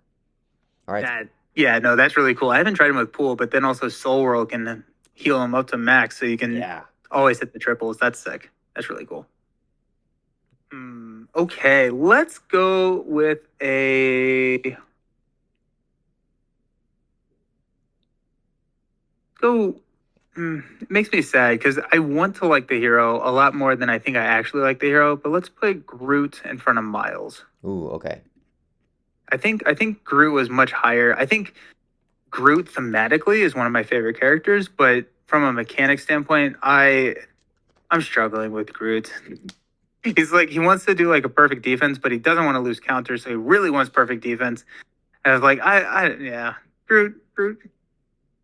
Groot feels like he's 80% of the way there. He's so close. Yeah. Yeah, no, I mean, it's very interesting that you said that. My brother-in-law, shout out to Sam, he reminds me of you, and he loves Groot as well. His first game of Champions, he was like, "Is there Groot? I would like to play Groot," and yeah, he had fun playing Groot. Yeah, I think that Groot's also a hero that I love a lot, like the character. And he was like top five for me whenever I like only play like 20 or 30 heroes. But definitely just being restricted with the Force Interrupt for me, that's like the biggest thing. His hero ability for Colossus, it's a Force Interrupt where if you take damage, you remove the growth counters instead. So not having the ability to do it whenever you want it to, it just feels too restricting. I think that if it was a not Force Interrupt, like just a regular interrupt, where you Mhm. choose either to take the damage and keep your growth counters, that would just like skyrocket him way up for me. But yeah, I think that I would agree with just sometimes fun. If you're able to do what he wants to do and build out the counters, he's fun. If you feel like you're constantly having zero counters, he's not very fun. Yeah. Yep, yep.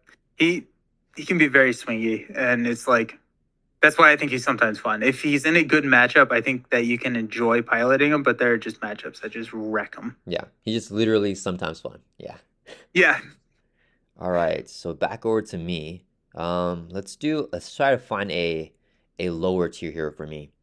Okay. I'm trying to get you with these. Like I thought Venom would get you because I know that people hate my take on Venom. People are like, "Stop!" and I get like a bunch of comments telling me how wrong I am for Venom. But okay, let's do another one. We're gonna do Spider Woman. I do not like Spider Woman. I think I'm gonna have to put her in the Void Plane, and she can be well. She is a spider, but I do not like her. I like Venom, or I like Venom less. So she's gonna go right here in front of Venom behind Valkyrie in the Void Plane. And my biggest thing with her is just, I talked about earlier about how I don't like the research generators that aren't universal. Finesse is the worst resource generator in the entire game. A 2-cost upgrade that generates a wild resource only for aspect cards, when many of her own identity-specific cards, like the Self-Propelled Glide, Captain Marvel, it stinks like when I need to play a self-propelled glide and I need to finesse generate resource for it and it cannot. And they're just like I really like basic cards, right? I like Nick Fury, Avengers Mansion, stuff like that. And all that stuff just hurts her kit. She feels so forced and restrictive in how she plays, even though she can include multiple aspects. It just feels very restricted despite that. And yeah, I am not a big Spider-Woman fan. My win rate with her, it's it's on the channel. I don't if you guys like watch all my videos with Spider-Woman, I think it's like 20 to like 25%. I lose almost every game that I play with her. It's only been probably like 6 or 7 games, but I almost always lose when I play her. I just can't, I just don't understand the hero. I don't get how she works. Yeah. I find that interesting, especially like with the conversation with between like Warlock and her, because like I feel like they are very similar in the sense where you get to have these like cool out of aspect combinations.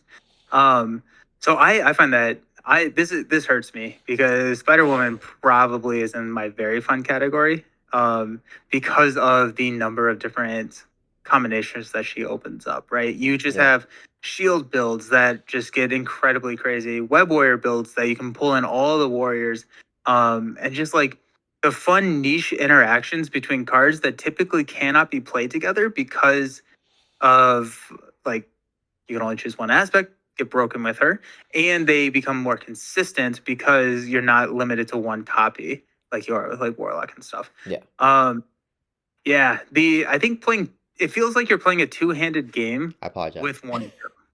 No, you're good. You're good. You're good. Yeah, yeah, yeah. Yeah. So I'm gonna move her up in front of Ham because Oh, that's as okay. far as I can move her. But Yes. she needs to be higher on this list. Yeah. Yeah. I like her. Yeah. I mean, I think that most people have her like I see in most lists she's like S tier or like A tier. Like she's very high up most of the time. I think the difference for me between Warlock and Jessica Drew is that Warlock, I'm triggering Battle Mage whenever I want, and I'm Yeah. still getting procs with it like either way. And the thing with her, the finesse, like I have two on the table, and if I'm not playing aspect card that turn, it's like dead. And just a few counter arguments for you. Yeah. For Yeah. Shield, right? I did play Agents of Shield deck with her. It kind of stinks because she does not have the shoe trait in her hero form like Maria Hill and Nick Fury. So she only gets a team of card like being active if she's in Alter Ego. And then there's currently still no honorary shoe card for her to play for herself. Hopefully we get that in Falcon's hero pack. I'm not sure, but I am hoping for that. But that kind of stinks. And in Web Warriors, all the strongest Web Warriors are the basic Web Warriors, and they all have Yep. anti-synergy with their kit. So like when you're playing them, you're not getting superhuman agility, and you're not able to use the finesse to play for them. So I just feel like Web Warrior builds with her. Just I tried it out with her. I was really excited because I was like, oh, I'm gonna do like a crazy like Web Warrior build, and I just lost. Yeah. So yeah. Okay, so you just use your turn to Yep. move Spider Woman up one. So it's back over to me. Okay, so I'm back in control. Let's see here. Okay, let's just do a fun one here. I'm gonna rank Winter Soldier. So I have not played Winter Okay. Soldier. I'm guessing you also have not played him, unless you have like some insight with Fantasy Flight Games. Nope. But yeah, so we have no clue how he'll play, but we've seen his cards, and I think he's gonna be a very fun hero for me. I'm putting him in A tier. I am very, very hyped for Winter Soldier. Of the two, Falcon and Winter Soldier, I am more hyped for Bucky here. It's hard to say, but I just love the way his cards are looking. I was in the bottom A tier just because I can't really commit to putting him above, like actually above Black Widow for sure. But but yeah, because I mean, his kit, he looks like the best minion, like summoning slash slaying hero in the game. Because it feels like he can do it more on demand with like his safe house and like get rid of them and get a lot of benefits from doing that as well. He's probably the only minion slayer I think in the game that has a natural 2 thwart stat. So a minion slayer, for some reason in Marvel Champions, does not really do thwarting. But I think Winter Soldier Mhm. is that minion thwarting slayer. So I'm very excited to check out his kit and summon a bunch of minions, wreak havoc, and then kill them all with Bucky. Yeah. I Bucky looks incredible. Falcon also looks incredible. Um, I don't know if I can. I haven't played him, so Yeah, I'm it's not hard. going to spend my turn to move him. But I'm really excited for both of these packs, and some of the cards that we even haven't seen yet. So yeah. Uh, no, I think he's gonna be a lot of fun. I'm trying to like think back to the article now. You're just like, I've slept since then, and it's like, oh no, I forgot. But yeah, no, I think yeah, Bucky with minion slaying, two thwart ability. I think he's just gonna be a very, very, very solid solo tier hero. Yeah. Probably also multiplayer, but like solo, I think he may even be better in multiplayer because you just have more minions. Is his ability once per phase, or is it just active all the time? Let's zoom in here. It's all the time. It's crazy. Yeah. Silly. Yeah, that so like in multiplayer, that's gonna be really good. Yeah. Because if you have so many minions, like he's gonna love Ultron. Like yeah. It's crazy because all minion slayers are always better in multiplayer, right? Like Thor is way better in multiplayer, Valkyrie's better in multiplayer, and Bucky looks like he's gonna be like one of the top heroes in solo, anyways. So multiplayer, he's gonna go insane. Yeah. Yeah. Oh, I'm looking forward. I'm looking forward to him. Let's drop Falcon somewhere then. Oh, okay. Ooh, yeah. Just because I mean, like we're on the new hero hype train. I think I'm more excited about Falcon, but I don't know if I can put Falcon in the very fun category. I'm gonna put him in. I'm gonna put him at the top of the fun category. Okay. Right, like I think that Falcon feels like a character that's gonna just have an incredible amount of deck building options. Right, he's just gonna be so different in all of the aspects, and that piques my interest.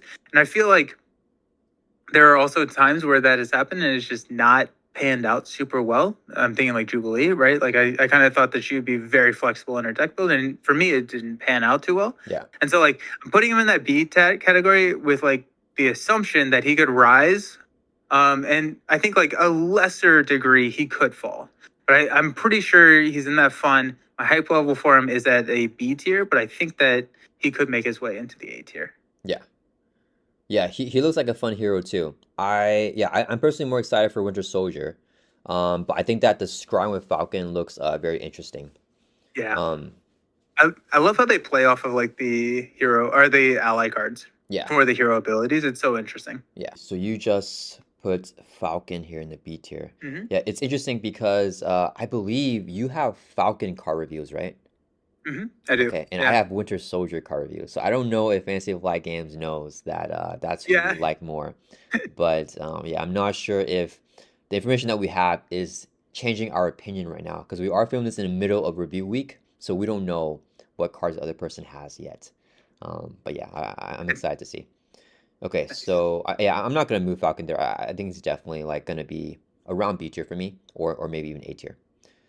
Okay, let's see. So we're gonna do another hero here. I kind of feel like I want to do X-Men. So let's do. Ooh, okay. I don't want to show my hand. Let's do Colossus. Colossus is another hero that I thought I would absolutely hate because of his horrid hand size. But so he has a hand size of 4 in hero form, but he is a very fun hero for me. He's not as fun as Iron Man, but I will, like Warlock, put him above Iron Man because of these 3 right here. I hate these 3. I don't hate Rocket. Rocket's cool. But I'm going to put Colossus right here. Just behind Warlock and above Rocket Raccoon. I think that the most fun builds with Colossus is when you're able to flip down every single turn. And playing him in Protection with Ready for a Fight, the new card that came in a 6 hero pack. Man, I played a game, I think, turn 1, I flipped up to hero form. And then that was the last turn that ended the game. Or that was the last turn that ended the turn in hero form for the rest of the game. Yeah, it was crazy. Just every single turn, practice playing to recur the Ready for a Fight, and with the armor ups, just so much consistency to armor up. Having hands of 6 every single turn, and drawing a bunch of cards when you lose your tufts with all those upgrades and stuff. So like having like 8 to 10 cards in Colossus' hand feels crazy for a hero that has so many tough statuses. He's super fun. Yeah, Colossus is so good. He's top tier X-Men for me, top tier. One of my favorite characters in the game. Ready for a Fight made him incredibly strong because when he flips up, he gets the tough. So it's the same like War Machine thing. And he kind of already had that with the armor ups that you were saying. But then you get to flip down. He gets +2 hand size and alter ego, which is insane, right? Hulk is 5'4". Same with like, I think Thor is 5'4" as well. Yeah.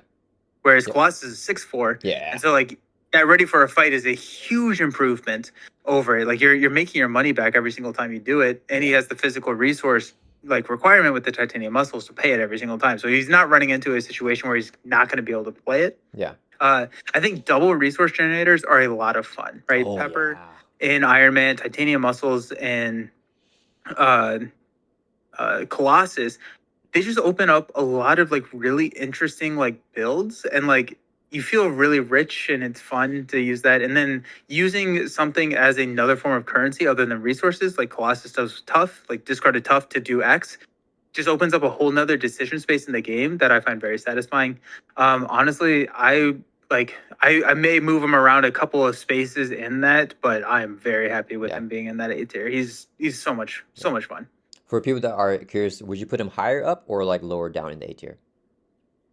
Okay, so I think I would rotate heroes around Colossus. How about that? Yeah, yeah, yeah. Same, same, same. Yeah, like I think I would probably shift things around, but I Yeah, like him kind of like in that higher middle A tier yeah. is where I like him. Yeah, and really Um, good call out with the Pepper Potts. I'm kind of sad we didn't mention that on talking about Iron Man, but that's one of my favorite cards. I love Pepper Potts. Yeah, she is really cool with the double resource generator. Same with Colossus.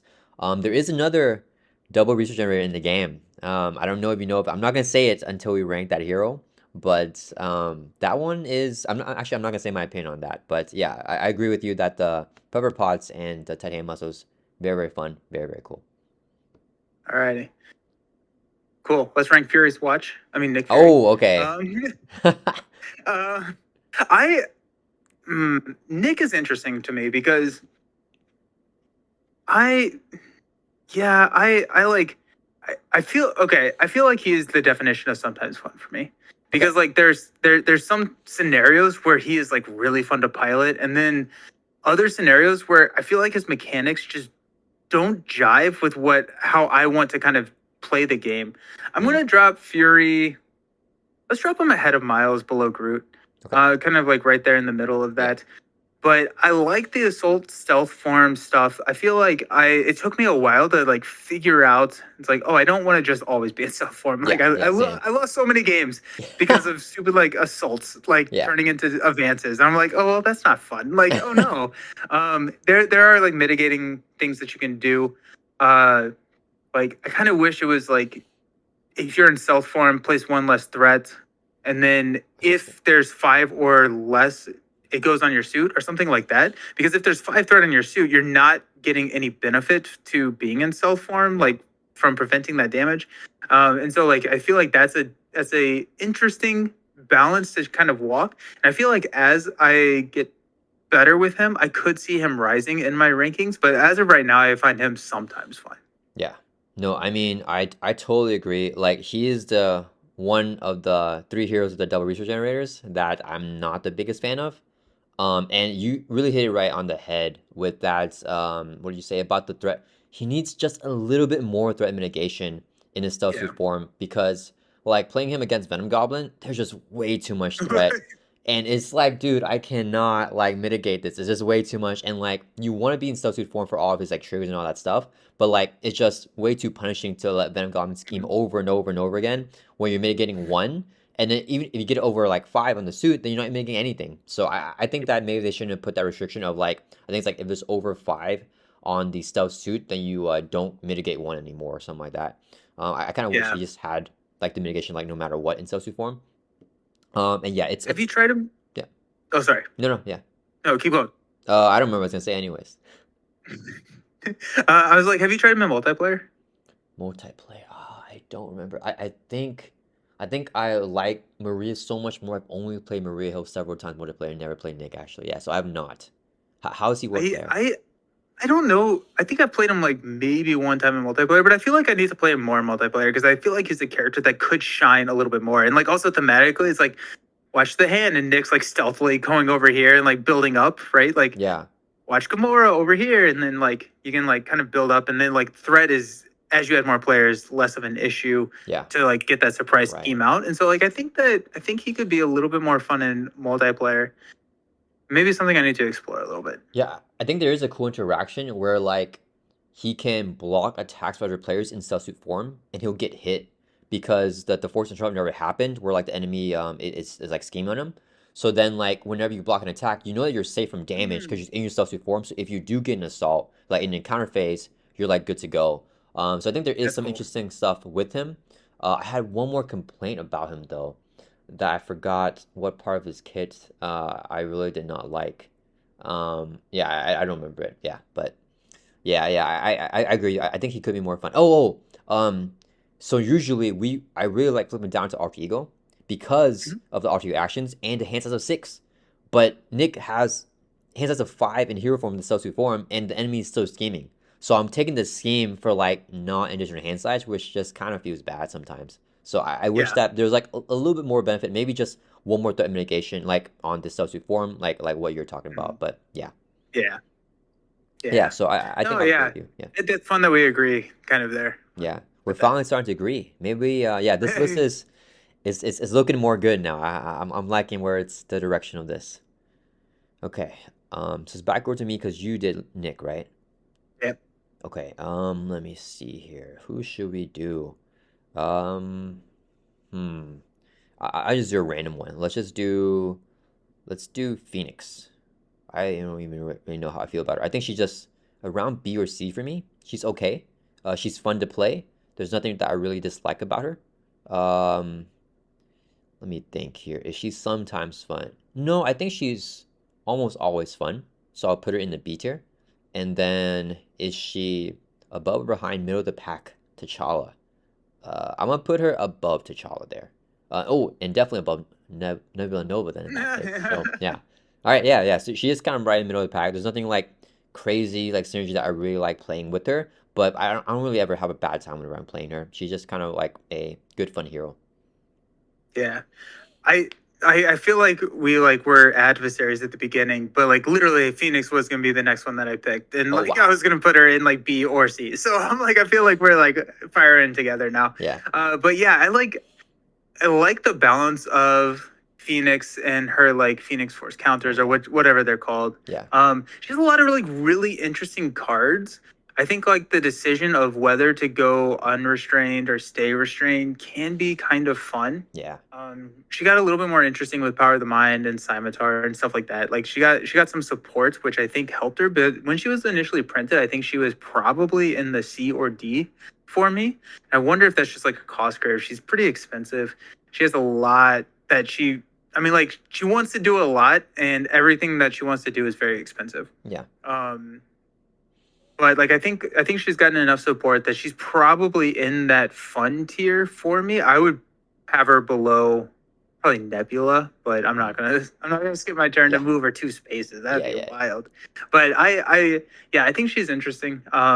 It is I think her most fun card is Mind Control. I love being able to just like take over a minion, especially like my I think the classic one is Sentinel Mark 8 because it's not an elite minion. It's like 338. And you're like, Oh wow. yeah, Yeah. let's go. That's cool. Like it doesn't have a mind, but I'm taking it anyway. Yeah. It's a robot. Uh, but yeah, so like that's really fun, Yeah. and like there are interactions which make her really fun. But I couldn't tell you the last time I grabbed her out of a box though. So maybe it is time for me to revisit her. Yeah. Yes. It's same for me. I don't think I mean there's just so many heroes now. It's hard because I really Yeah. want to play more like Iron Man, more Spider-Man, more Warlock. But it's like I like Phoenix too. It's just I want to play other guys more. Yeah. Yep. All right. Okay. So So let's do let's let's do Scarlet Witch at the top of the A category in front of She-Hulk. okay. Scarlet Witch is chaos, and Hexbolt is so much fun. She's got a lot of like really fun builds now with like shield and stuff where you can manipulate the top couple cards of the deck, Homeland Intervention or like Blindfold, and you can like figure out what's going to happen and kind of plan your turn around that. But it's really fun to combo Hexbolts into Hexbolts when you like are drawing cards, being able to play more cards, drawing cards, being able to play more cards. Yeah. Chaos Magic is just an incredibly fun card.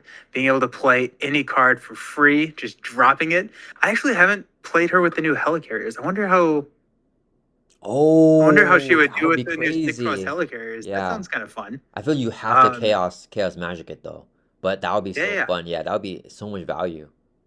Yeah. Yeah. And then she also has like superpower siblings. So if you do find yourself in a situation where you have one of the helicarriers or you have a double, you can mulligan and try and get one of the helicarriers to play it. But yeah, just chaos magic and just like now we have Yeah. the Pericles and it's like let's go.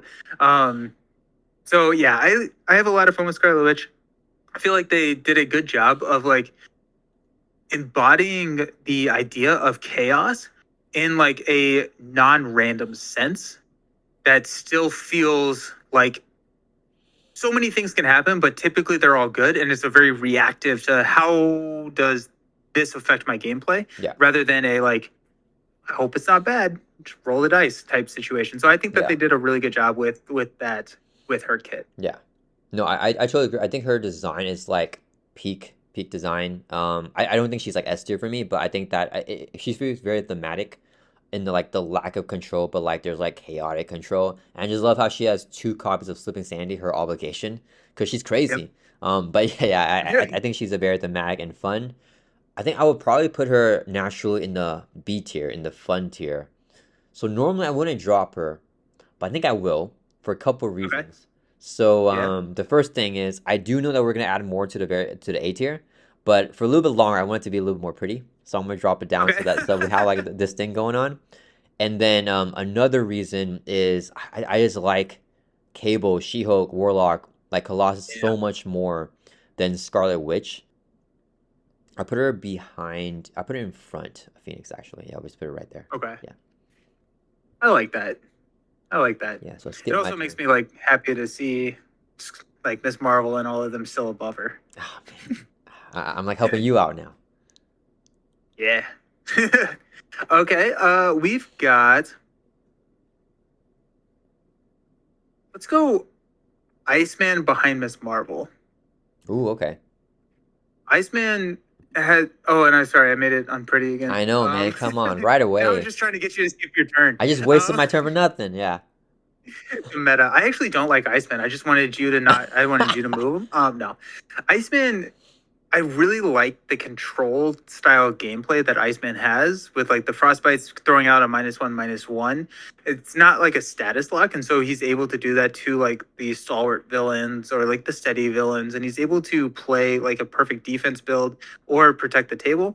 I think I like him in multiplayer more than I like him in solo, but I do really like him in solo.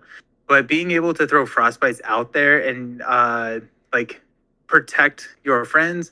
I love the Mirage interaction with him where it's lowering the scheme. You play Mirage, you get to stun the enemy because now their scheme is lower than her I've seen that thwart. video. Yeah. And so there's just like really fun things that like open up combos that are unavailable to other characters because of like the force reactions. Ice Wall is just like a really fun card, Yeah. especially in multiplayer. It just like prevents all the damage and it's like cool. So I am a big fan of Iceman. His snow clones are a lot of fun. Yeah. I So call cool. them snow cones. But like, and then like the fact that pretty much everything is team building exercisable in his kit. So he has a not a super cheap kit, but he has a lot of generators that could help him out with it. I think like superpower training is another one that I typically am throwing in there. And so like while he is pretty expensive, I feel like he has a lot of ways to kind of mitigate that. Yeah. I don't think he's the strongest hero in the game, but I do think that he has a fairly unique gameplay and a style of play that I just drive with. Yeah. Yeah, no, I mean, I totally agree. Actually, I would put him also in the A tier for very fun. I am curious though, so I know that Ms. Marvel is S tier for you. If these guys Yeah, were where you wanted them to be, where would you put Iceman like very high in the A tier, or would he just still kind of be in the middle of the pack for you? I think I would probably throw him behind Storm. Okay, oh, so like at the very end Yeah, or very top of I the A think tier. so. I Yeah, think so. gotcha. Yeah, Because yeah, I just like yeah, yeah, yeah. I think I like him. He would be a very high A tier for me, but he's yeah, not higher than Miss Marvel or yeah, Rocket. yeah. Gotcha. Yeah, I mean, Iceman, yeah, whenever I first started playing him, I wasn't the biggest fan of his kit. I think I would probably have him around like C or B tier. But shout outs to Charred Gambit. He's another like awesome Marvel Champions content creator. But he made like a video talking about how underrated Iceman is, and I played him a lot more since. And especially like what you're saying in multiplayer, he's so fun in multiplayer. but it's also really fun to shoot solo too. Like he has everything on paper that was really fun, like the frostbites. But then I guess I just needed more reps with him because it just didn't click for me when I first started playing him. But definitely after playing him more, he is he's all that. Nice. Okay, so we agree on that. Okay, I'm gonna put someone in the A tier because I want to fill this out a little bit so it looks a little bit prettier. Love it. So let's see who is gonna be an A tier for me. Um, uh, Penny Parker. Penny Parker for sure is gonna be an A tier, and then I think it's gonna be easy to place her because I just put her in front of the people that you like that I don't like, and then behind the people that I really like. So I went, oh man, it's tough. For sure, I would have her before Colossus, like back in the day. But I've just really grown to love Colossus a lot these days. I think I actually like Colossus more than Penny now. So I'm gonna put her right here in the A tier, in front of Rock and behind Colossus. Yeah, Penny is a ton of fun. Penny's pack was amazing for protection, right? Repurpose, force field generators. Like there were just so many things that got added. Limitless stamina to help with all the 14. Like I feel like Penny is one of the better packs to buy, especially if you like the big brawlers. Yeah, Because she just has so much synergy with some of those characters out there. But yeah, I think I would put her in the very fun tier as well. Yeah, oh my gosh, she's so much fun. I hate the fact that you can't put Warrior or oh Warrior of the yeah, Great Web. That's very sad. doesn't make And any then you sense. can't. What's the other interaction that I just realized you can't do with her with the new Silk Pack? There's a new card. I don't even remember. Is it a Web Warrior card? I don't know. I don't know what it is. Yeah. Oh no, it was Warrior of the Great Web with Silk. That's what it was. I'm getting my mind mixed up. Oh You can't right, you play can't Warrior put of it the with Great Web Silk. on Silk. Yeah, yeah, But yeah. Anyways, off topic there. But yeah, like she's fun. Her sequencing is just so much fun to try out. All Systems Go, I think, is the card that makes her work yes, because you can either choose to go grab or ready everything, and so that card becomes a really fun decision of like sometimes the decision easy. If I have all my yeah, interfaces out, I'm gonna use that, right, to ready everything. But like helping her build is just really good. I think like the player side schemes have helped her a lot, being able to build out faster. I've heard her described as a faster Quicksilver, which I think is really funny. But like she readies, yeah. she does a lot of things, and like she's really good at what she does. I think it's funny how flexible she is for having three hand size. Yeah, yeah. It just feels fun drawing up to hand size of three. And then like Yeah, still being able to do things. yeah. Yeah. What aspect do you like Spider in the most? Ooh, probably pool aspect. Nice. Because with the all systems go, the rating that you get with that with 6 to itiveness, like she can swing for like 70 damage with those swords, right? Like laser swords That's on the cool. robot. Yeah. Yeah. Yeah, I saw What about you? Drew at Con of Heroes Yeah. was playing a Spider pool deck, Oh, which just looked nice. insane. Yeah. They were just going crazy with it. Nice. Yeah. No, I agree. I like it. I probably again would probably shift some of the A tier around, but I Yeah. like the placement of Yeah. Spider right there. Which aspect That's do you cool. like her in? Probably protection. I like repurpose with Yeah. her. I mean, that's what she was printed with, and Yeah. that's just really, really good. Plus, she has Yeah. access to all the web warriors in green and basic at that point, and so like, she's yeah. Also, leadership. Leadership is fun if you go like full card draw. If you go strength and numbers with her, Yeah. because like you're like negating her weakness, and she can tank hits because she has 14 hit points, and so you can keep your allies around longer. Build out the 4 strength and numbers. You're over doubling your hand size, or you're doubling your hand size because you lose strength and numbers.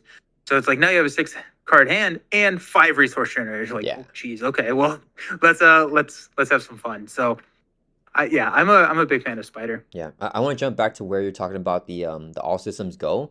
Like I totally agree. Like it's like sometimes you only have like let's say the whole Spire in play. It's like do I need to play the all systems go just to get that ready? Or like do I want to Hmm. dig for another one? And I was like, no, like the board state's too messed up right now. I need to get that ready. And like it feels kind of bad, but like it's still gonna be a good like one cost for like a ready, you know what I mean? It's still gonna be good. So yeah, it's very Yeah, fun the decisions of like when to play your upgrade and when to prioritize like playing ally to block or like to help you Thor and attack. Yeah, she's very fun. yeah. The next hero I feel like has themes of Spider, but I'm not sure why I don't like her as much. I'm gonna put Psylocke behind Gamora in the C tier category. But she is like one of those smaller hand size, starts with resource generators on the table. But for whatever reason, I think she doesn't build out as much as Spider does, which is something that I enjoy a lot in the game, is building out and kind of becoming more powerful. Um, I don't know what it is about Psylocke. Her sequencing is a little fiddly, I think, with her knives and her katanas flipping those resource generators over. She does have the ability to like have some really cool deck builds because she has access to like those specific cards Yeah. or like those specific resources. But maybe I don't know. Maybe I don't like psionic characters. Like but I'm curious. What are your thoughts around Psylocke and Yeah. why? Yeah, I don't know. I So don't know. I'm trying to figure out yeah. why she's in C for me. I think naturally, I think I would have put her in a very fun, but Okay. because there's it's tough. Like she's near the bottom very fun. Like the last time that I think I did like a favorites list, but I feel like there's just so many heroes that I like more than her now. I feel I'll probably Yeah. put it in the B tier just because like I don't like it's. I think the A tier is still gonna be our biggest like, the most heroes that we have in there. But I think I'll probably put her here. So I'm probably not just gonna move her. Like probably not going to move her. I think for Mhm. me, I just really hate that obligation where like you have to exhaust your Oh yeah. yeah, and it just feels so bad. The funnest part of her is flipping down to Alter Ego, and then like getting that 6 star hands that's flipping up and then having like the research generators on top of that. So turn ones are really good with her. But yeah, I mean overall, I also have fun with her. I don't. I probably would just put it in a B tier if you're up to me, but I don't think I'm gonna waste a turn to just bump her up. I think I don't know why you don't like her though. I almost never play her interrupts. But I feel like Mm-hmm. you, as a protection player, I feel like you will love that, right? The stuff. Yeah. Yeah. I wonder. So like she's built around confuse, and so I'm like if you're going up against like a stalwart villain, like that's a little bit tougher. Yeah, So it's a little anti to her kit, but I do wonder how she would fare with Ready for a Fight, right? So you can trigger Ready for a Fight over and over again and have those 8 resources available to you. yeah, I wonder if, but like if you're confused, you can't trigger Ready for a Fight, but then you just stay down and you deal with it next turn. yeah, yeah, I, yeah. I'm, cu- I wonder if that would be a fun build I think that because that then, sounds great. yeah, because then you go, what doesn't kill me?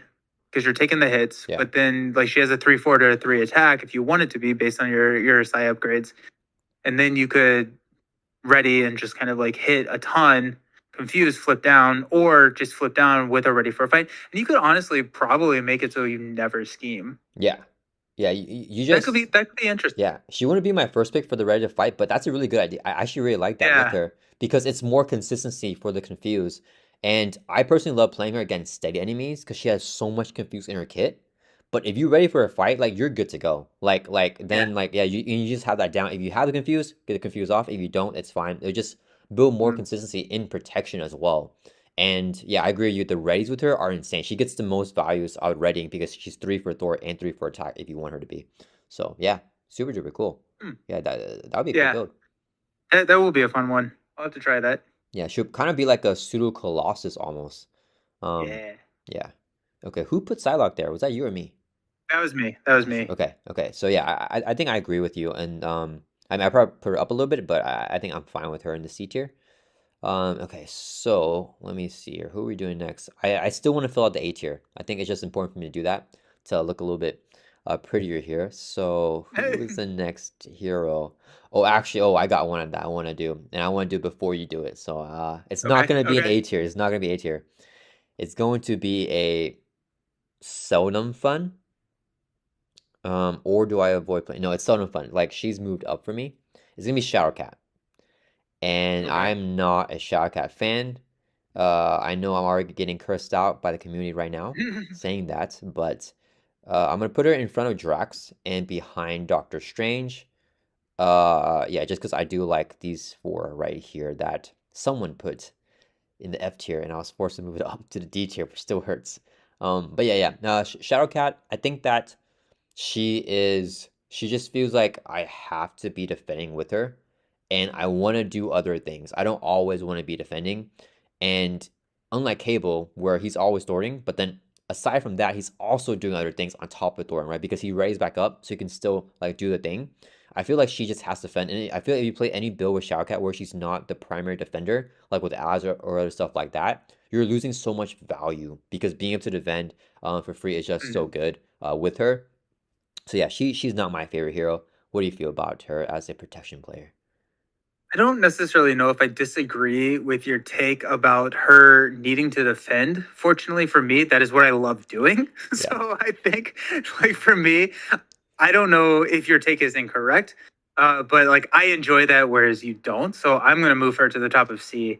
yeah. Um, I also really like what is her what's her defense card? The one where it's like you draw two Quick cards shift. whenever she's defending phased. A quick That shift. card is Yeah, yeah. That card is a ton of fun, especially because you're not taking any damage. You can build out, uh, trigger all of your protection upgrades so that you get those yeah. that thwarting a little bit. You get more cards. Um, like running her with uh, what is the card that I think the one Indomitable? No, that can't. Yeah, Indomitable, where you get to ready after you defend. Oh yeah, yeah, And so yeah, yeah, you can make utilization out of her stats and stuff at that point. But like plus she's an X-Men, right? Like she has a ton of access. She doesn't love alter ego as much because she wants to be defending a ton. yeah, But with the print of Taunt, her and Taunt is a lot of fun.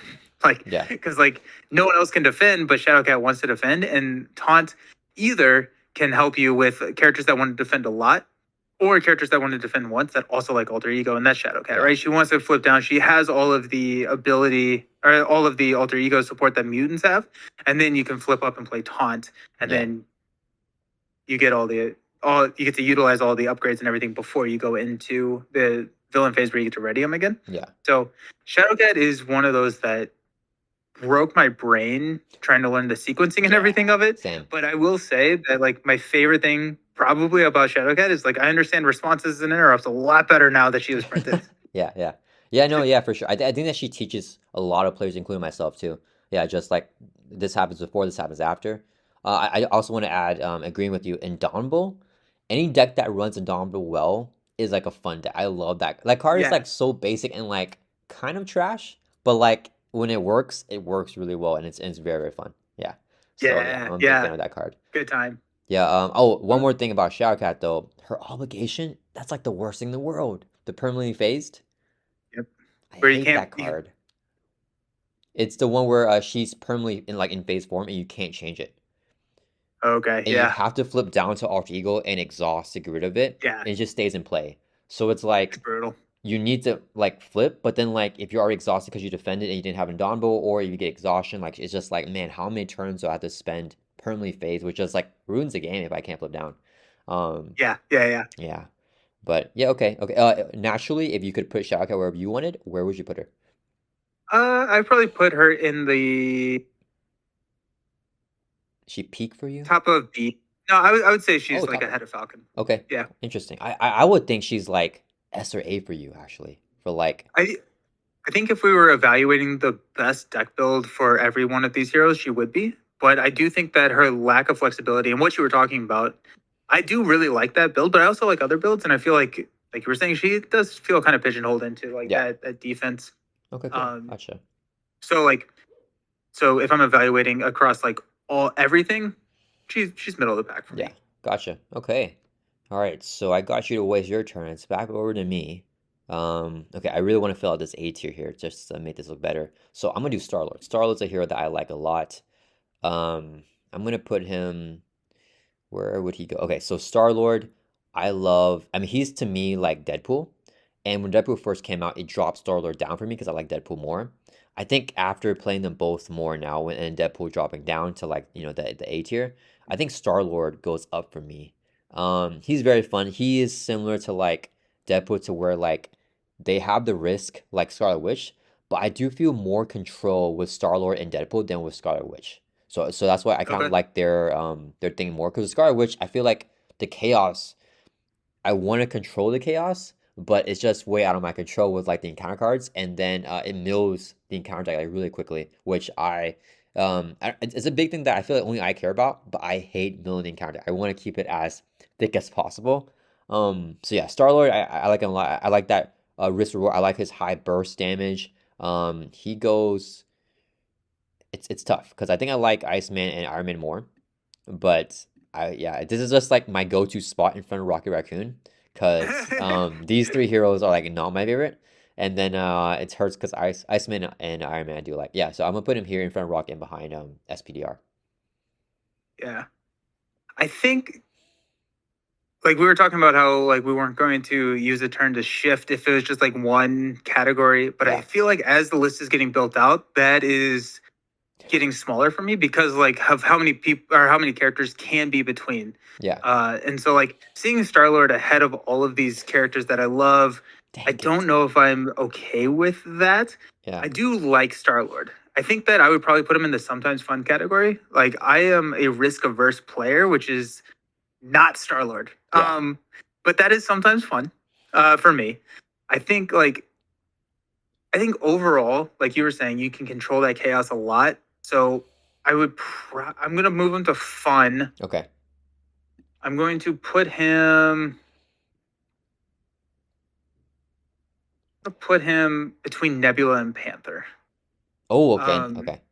yeah, I like I one of my favorite builds that I've done. It's not my build. I found it somewhere, but it was the Iron Man Voltron Star Lord with Guardians of the Galaxy. Yeah, Stupid yeah, because you discount all the upgrades you play on Iron Man by one, so they're effectively free, and then Guardians of the Galaxy draws you a card, so you just like draw a card, play, draw a card, play, yeah, and you can just Voltron Iron Man like turn two to like infinite. And then like you run leader of the Guardians, so he's like thwarting for a ton, and like he can be a very flexible character that way. And like you don't have to play what can go wrong. You don't have to do it. yeah, And at that point, like he's still a fairly decent hero without that ability. And I think like for me, learning when to actually trigger that is a big part of his play style. yes, Because like when I first started, I was like, well, I'm gonna just do it, right? Like that's what he's supposed to do. And yeah, then like, oh, I lose a lot. yeah, Um, one of my I used to do like every hero when I would do like my reviews against one villain in the different aspects. I tried him against Ebony Maw, and he is not friends with Ebony Maw because all of the invocations surge, and oh so you just yeah, like, oh, it was brutal. yeah, But yeah, no, I like Star Lord. He's one that has gone up for me. I think when I don't know, a year ago, he'd probably be in the seldom fun for me. But I think at this point, I'm actually fairly happy with him at this position after the movement. yeah. Gotcha. Yeah, I mean, Ebony Maw, that is an underrated villain. Like, I feel like Yeah. he's very swingy. Like, if he gets those spells, like he can just be undefeatable. Like, yeah, I mean, it's never happened to me, but like I always say this, like, if I get like 10 like surges, like that's game over. Like, I don't know what I'm gonna do against him. Even if you like stun him, like the moment that he's no longer stunned or confused, like he's gonna proc that stuff. Hmm. Um, Hmm. but yeah, I mean, sorry about that tangent. Star-Lord. Yeah, I mean, I think you make a good point for Star-Lord. I regret putting him here. What I should have done was put him like here, like behind Iron Man, and then maybe you would just left him alone because I really wanted him in I, the A tier there. Yeah, I think I would have left him there. dang it. I Yeah, think I would have left him there. I Yeah. like went I think too the greedy. opportunity cost wouldn't have been as great Yeah. to move him. Okay. Also, real quick on Ebony Maw, a fun give Ebony Maw the Infinity Gauntlet. Okay.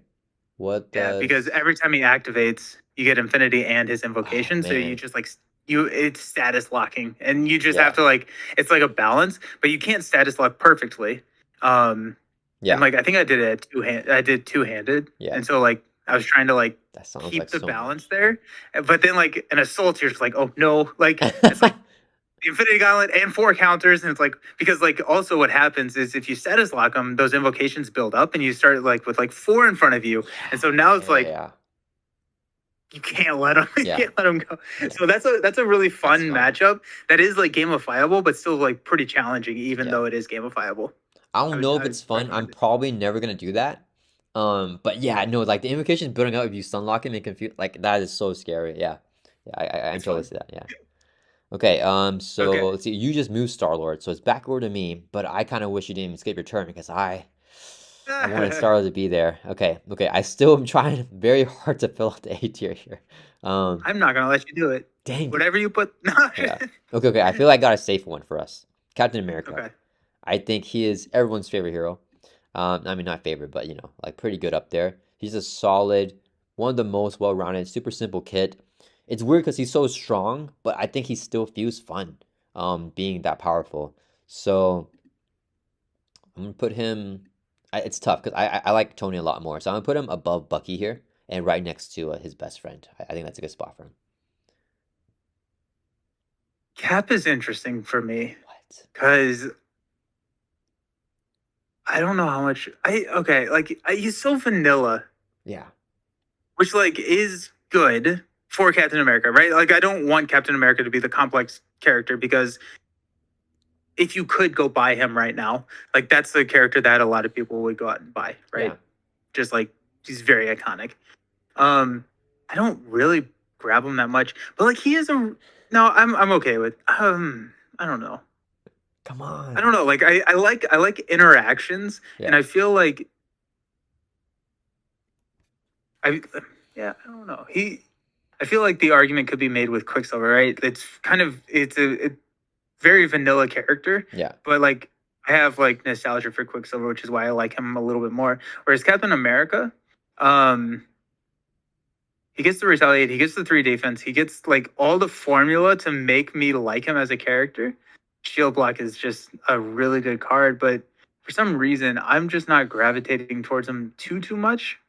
Um, but I think I'm okay with him being in the towards the back end of that very fun category. I'm looking at like what's in the fun category. Yeah. I think like it's not where I would put him, but I don't know if it's worth my turn to move him because I think I would probably drop him between Nebula and Star Lord. Okay. So near the bottom of But fun. Yeah. yeah, but I'm not like super strong on that. Yeah. But like because I can still have fun with Cap. I also really like him in multiplayer with his Living Legend ability to pass Oh that yeah. benefit out to other players. I think that's a lot of fun. So now I kind of want to do a make him a guardian and give him welcome aboard. Discount people's things for no, because you have to be a hero for welcome aboard, don't you? Oh yeah. I don't Yeah. I know. think it's a hero action. Yeah. Yeah. Oh well, be Quick fun. question for those interested. Where's the nostalgia? Because you mentioned that a couple times for Quicksilver. Is it like the Mhm. hero or is it like in Marvel Champions playing him? It's Marvel Champions playing him. Okay. So like Quicksilver's like he's so easy to defend with because you get to ready. And as a new player, like I really wanted to like defense or like protection. Yeah. Protection was just really bad at the beginning of the game. And then like Quicksilver helped that because not only could you defend, you could ready and then thwart. Or you could do other things and you could still defend Yeah. in the villain phase. And so Quicksilver is where I learned how to play perfect defense, which is my favorite archetype to play. And so like he's That's not the fair. best at it, but he was probably one of the most beginner friendly to it, where it's like you can be close enough. Yeah. You don't have to be perfect, but you still get to ready. You can still do other things. And so like I think like with his pack, me learning how to play defense with him, that's kind of where Yeah. I like that Yeah. Gotcha. character. Yeah. So I remember you said Domino was your favorite. So if you had it your way, would it be Domino, Quicksilver, and then Miss Marvel for the 1, 2, 3? I think it probably Miss Marvel probably ahead of Quicksilver. Oh, okay. Oh yeah, because I was the one that put drop Quicksilver and I put him above Miss Marvel. Yeah, Yeah, gotcha. yeah, yeah, yeah. That's funny. I love Miss Marvel. Yeah, yeah. All right. Who just went? I don't even know what You the drop last. Cap. You drop Cap. So Okay, got I'm it. gonna put. Let's go. Let's make sure that we don't get bamboozled with some of these takes with Spider-Woman being in D again. So I'm gonna make sure I get some of my heroes that I like up in here. Yeah, yeah. Let's go. Bamboozled. That's funny. Let's go. Gambit between Iron Man and Iceman. Ah, shoot. Okay. Gambit is another like character that really likes ready for a fight. And stop hitting yourself is a stupid card with Gambit because it's deal damage equal to the defense. If you play natural agility, you get plus X defense Oh, for that's charge counter, and you funny. can have like 10 charge counters, and you're like, Yeah. this is 2 for 15. And I ran that build. That's a ton of fun. Oh, that sounds Um, cool. being able to increase damage output on events is super flexible, and it goes into like Miss Marvel and it goes into a couple of the other heroes that we've talked about where you get to start playing with some of these cards that maybe a ton of heroes don't love. Like first hit, no one really runs that card. Gambit likes that card because you get to interrupt, deal 2 damage to a minion when it activates.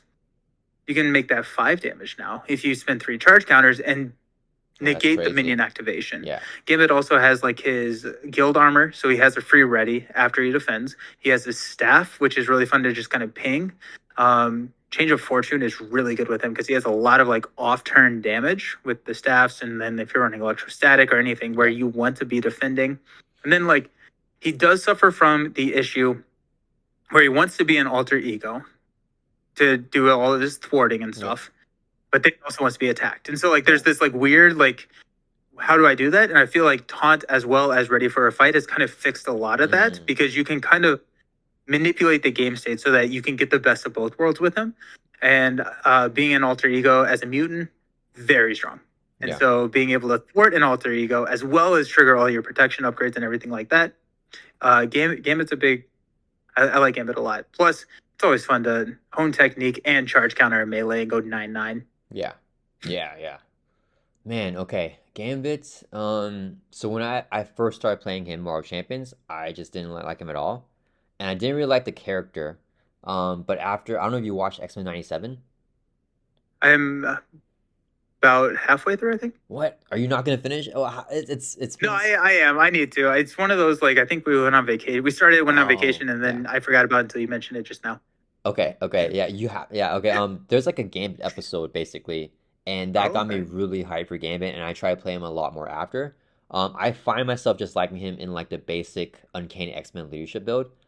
And similar to what you're saying, right? Like I totally agree. Like he wants to be an alter ego, but he wants to be in hero form. I feel that he has so many different synergies with all the aspects, but then like his other cards and his other abilities are like muted.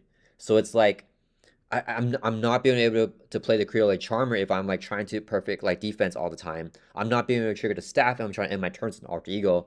And it's like it just feels like I feel like so spread apart. And I feel like it's cool to have those characters for everything, but whatever build that I do with him, the other stuff in his kit is like feels like dead cards. So I would probably naturally put him in sometimes fun.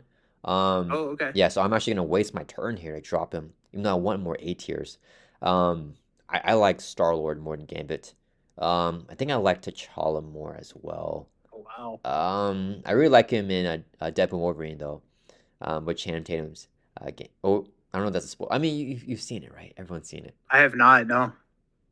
I know he's in it. I've seen clips of it. Cool. Yeah, no, that was not a spoiler. Yeah, that's one of the funniest. You didn't spoil scenes. Me on anything. Okay. But yeah, I still haven't seen it. Everyone watching this video, I just spoiled like one of the funniest scenes. Okay, well, hopefully they don't know what I'm talking about. But yeah, I'm putting behind T'Challa here. I think T'Challa just feels more like reliable. Yeah, so I'm putting him there. Sorry, that's the bottom, but I mean, I do like everyone like here in the B tier. All right, so I wasted my turn. It's gonna be back over to you. I let's just say that like he would have ended up at one end of the spectrum of the B tier, whether you put him or if I put him. If you're gonna drop him, sometimes fun. So I would rather have another turn. Yeah. Than me putting him at the top of the B tier. Fair. So let's make sure that we get not bamboozled. Nightcrawler. Oh, okay. Let's go Nightcrawler. Let's put him in the spot that Gambit was just occupying. Miss Marvel and Iceman in between there. Okay. I like Nightcrawler.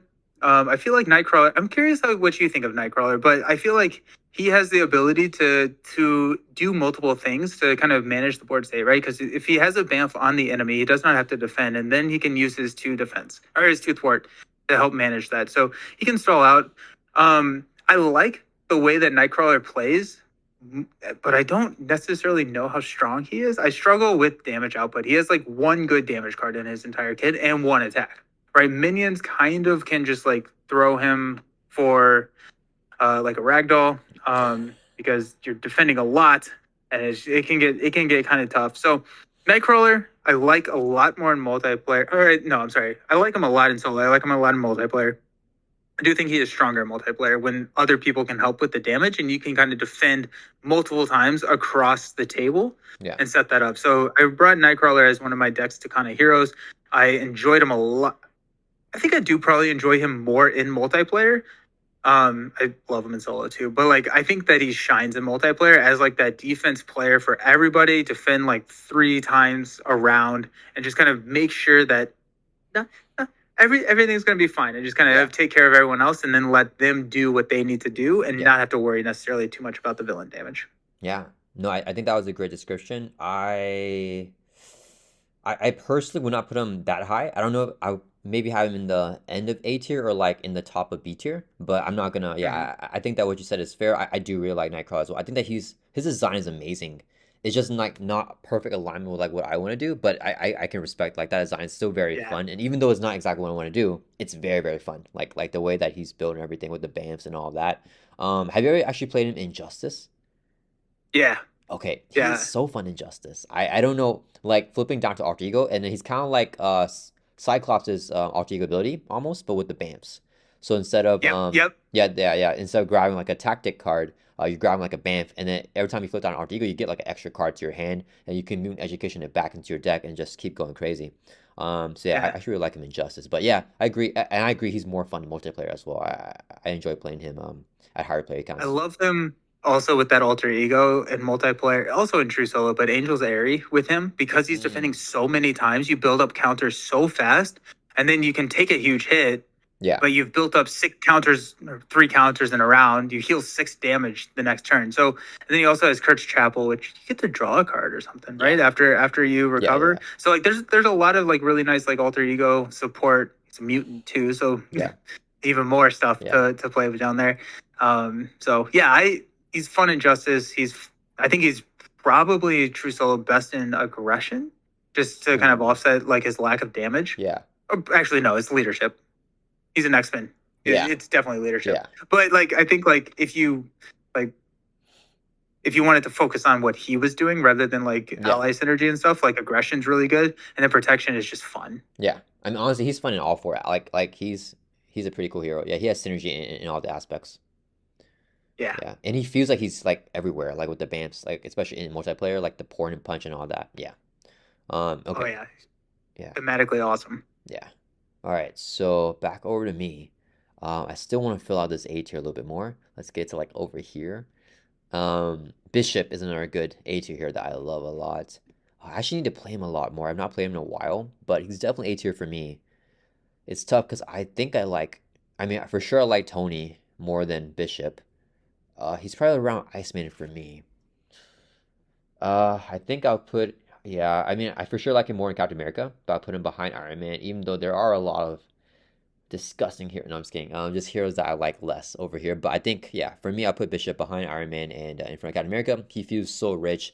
I love his temporal displace, the alter ego ability when we flip down. Grab a double resource because his doubles all have that temporal keyword. And then, yeah, just being able to have a bunch of resources. I love, rich heroes. So he works really well with having the resource and not having dead hands with them. So yeah, he's very fun for me. Yes, I like Bishop. He's not in my very fun category though. I like he's a cool hero. I like the gimmick. It's just like not what I love in the game. Um and like I think there's too many heroes that I like way more than him to Mm, leave him in the very fun. So I'm going to drop him at the end of the fun category. okay. I feel like Gambit has to be Yeah. ahead of him. Um he's probably one that I need to play more. I do really like it's his uniform, right? His upgrade where he gets to heal. Yeah. Yeah, I mean that's a ton of fun because you get to use his ability, his hero ability, multiple times. Like if you have minions and stuff, and then you can heal on the last one. And so like he feels like a tank, and I do like tanks. Um, and like the resources, I feel like his deck building is a little elusive for me. I struggle with his deck building. I think Mm, of how many resources I actually want in there versus not.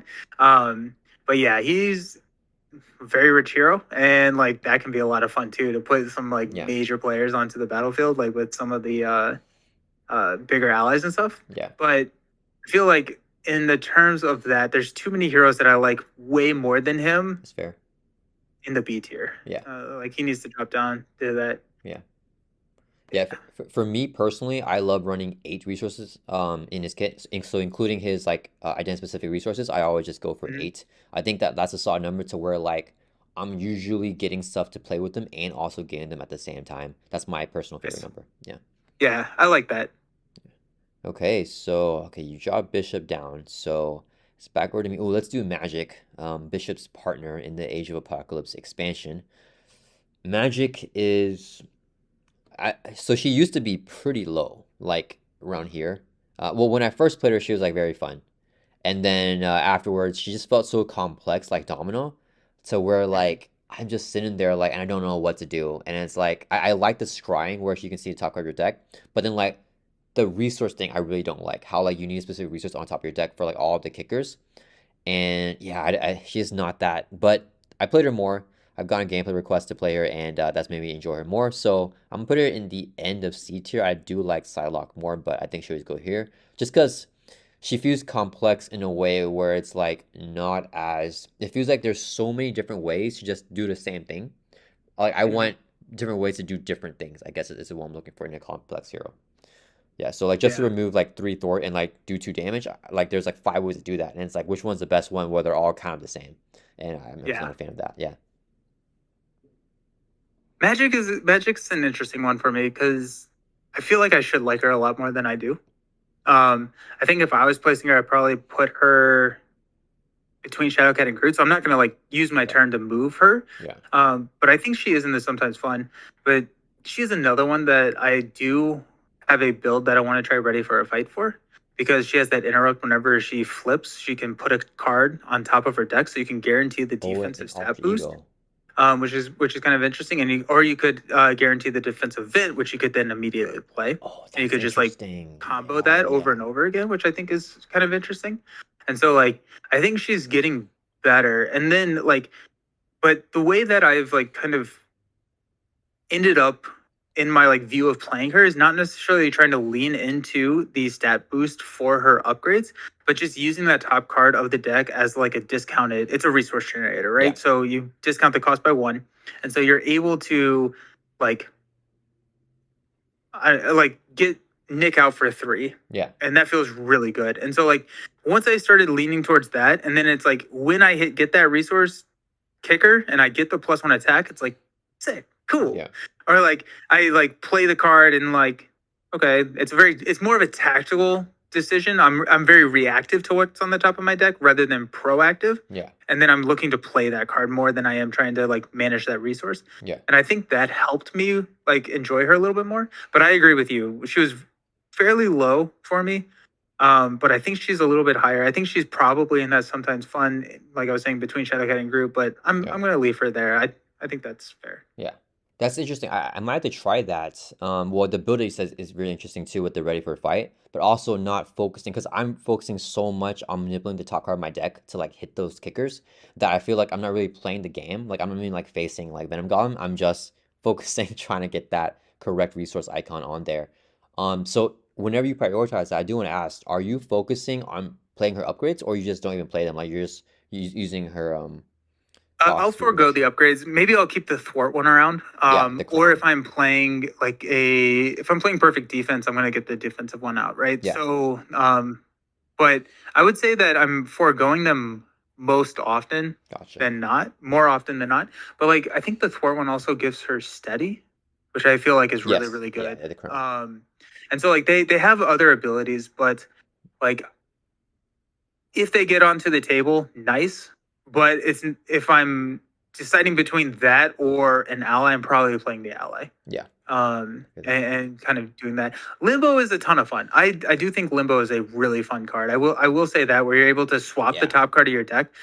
That's very satisfying. That's yeah, a fun gameplay.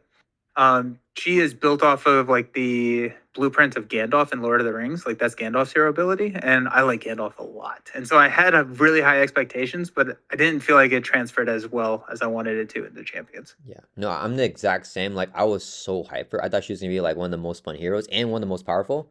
I think she's still strong, but I think that she's just not like I like Bishop so much more than her, even though I was way more hyped than her.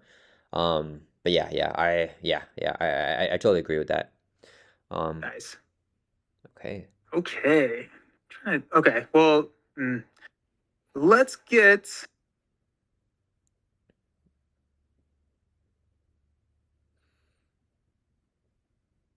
let's get. Oof, I don't like the A tier. Hurts. The positioning hurts. We're gonna put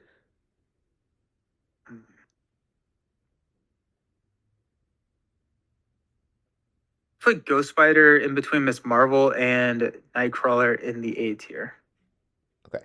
I think Ghost Spider is a lot of fun. I think she's not the strongest character. She's expensive, restrictive kit, which is like recipe for disaster. Yeah. But finding those synergies, I think is a lot of fun. She triggers off the interrupt and responsibilities.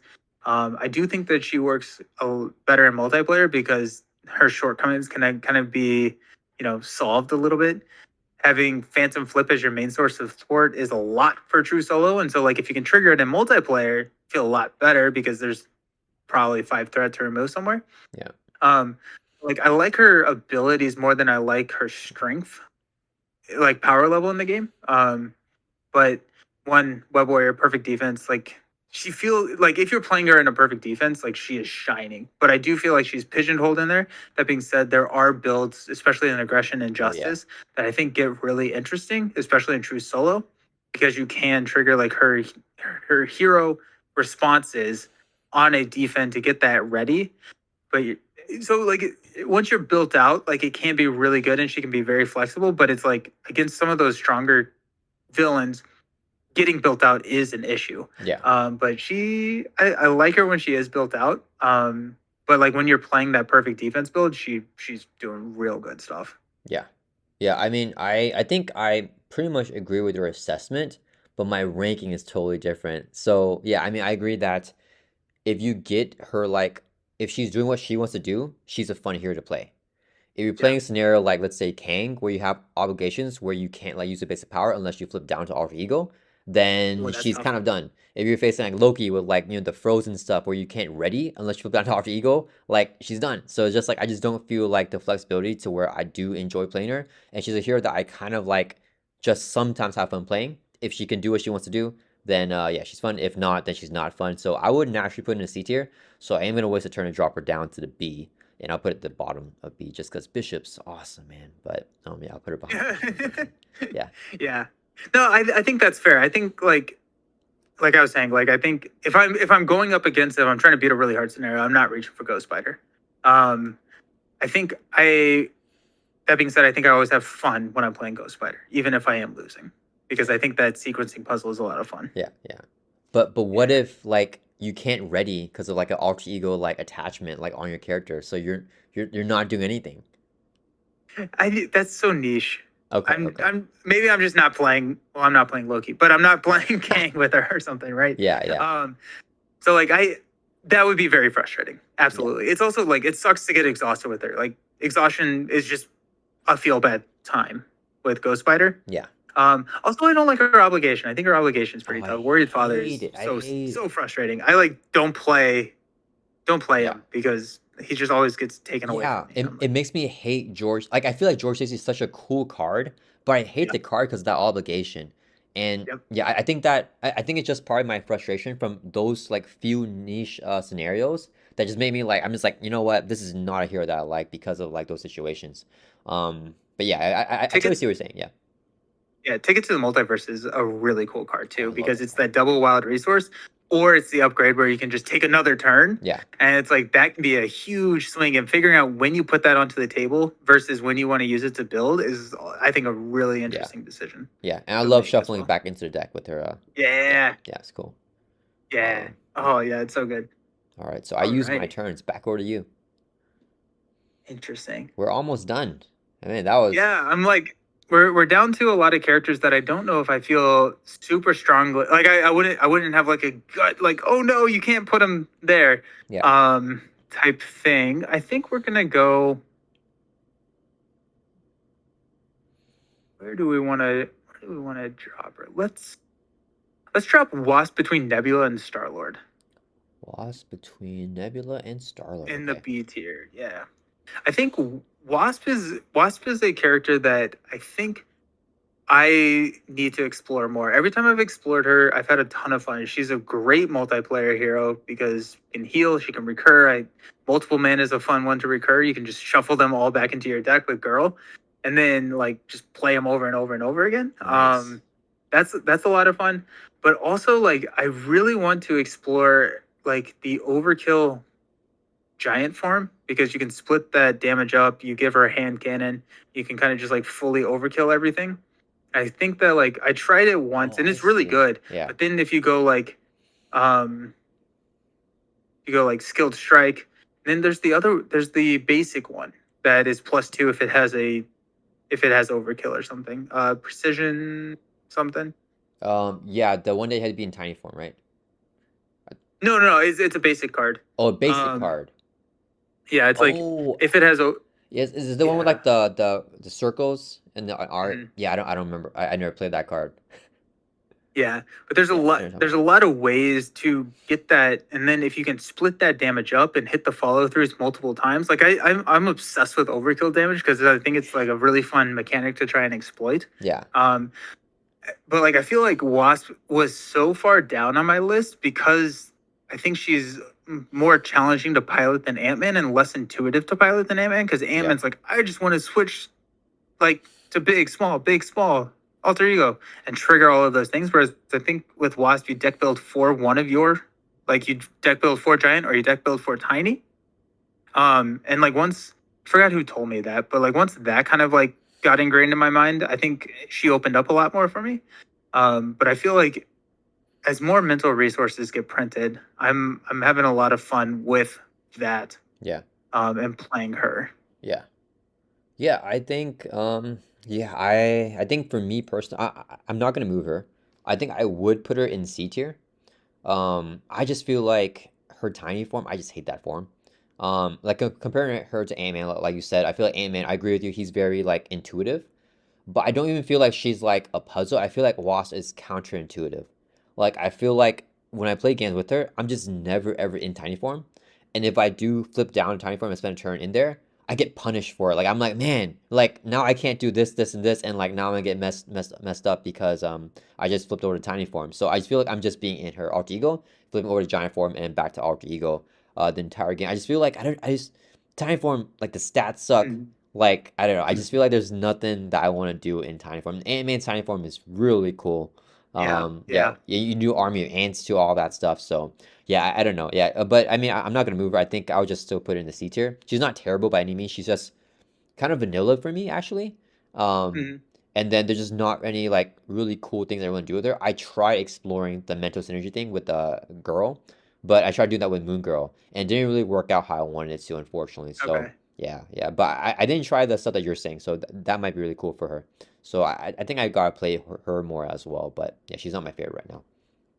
Yeah, I think I found success in like 3, 4 player games with her I doing see. that Yeah, because I was in alter ego recurring multiple mans and meditations, that sounds cool. Yeah, and just like she got really she's like a very rich hero when it comes to that yeah, yeah, because you and like so I yeah I think like it's a very niche build, but like um I feel like she has some fun deck builds out there. yeah, yeah. Okay, so it's back over to me. I am going to let's just do Ant-Man because we are just talking about him. Ant-Man is very fun to me. I don't know how you feel on based on what you just said about him being like intuitive. Maybe you don't like that. Maybe you like a little bit of difficulty. But Ant-Man is a very fun hero for me. I like his intuitiveness. I think I'm really gonna like Winter Soldier. So I just put him right here in the bottom of A tier. Because Black Widow does not belong here, and Bucky looks really fun. So yeah, I'm gonna put him right there. I like it. No notes really. I he's intuitive, but dang, isn't it fun to just like resize over and over and over and just like it's a good time. I think my favorite build that I've ever done with the Ant Man was a quick strike build where I was like flipping into giant form to get the giant strength or whatever. But I think you can like if you can trigger it twice, it's like super fun because it's a response and it doesn't exhaust. It's just like you get +2 and then you flip back down, and if you have 2 resizes, you can jump back and then you Nice. quick strike for Super like cool. 9, and it's like Yeah, yeah, that was cool.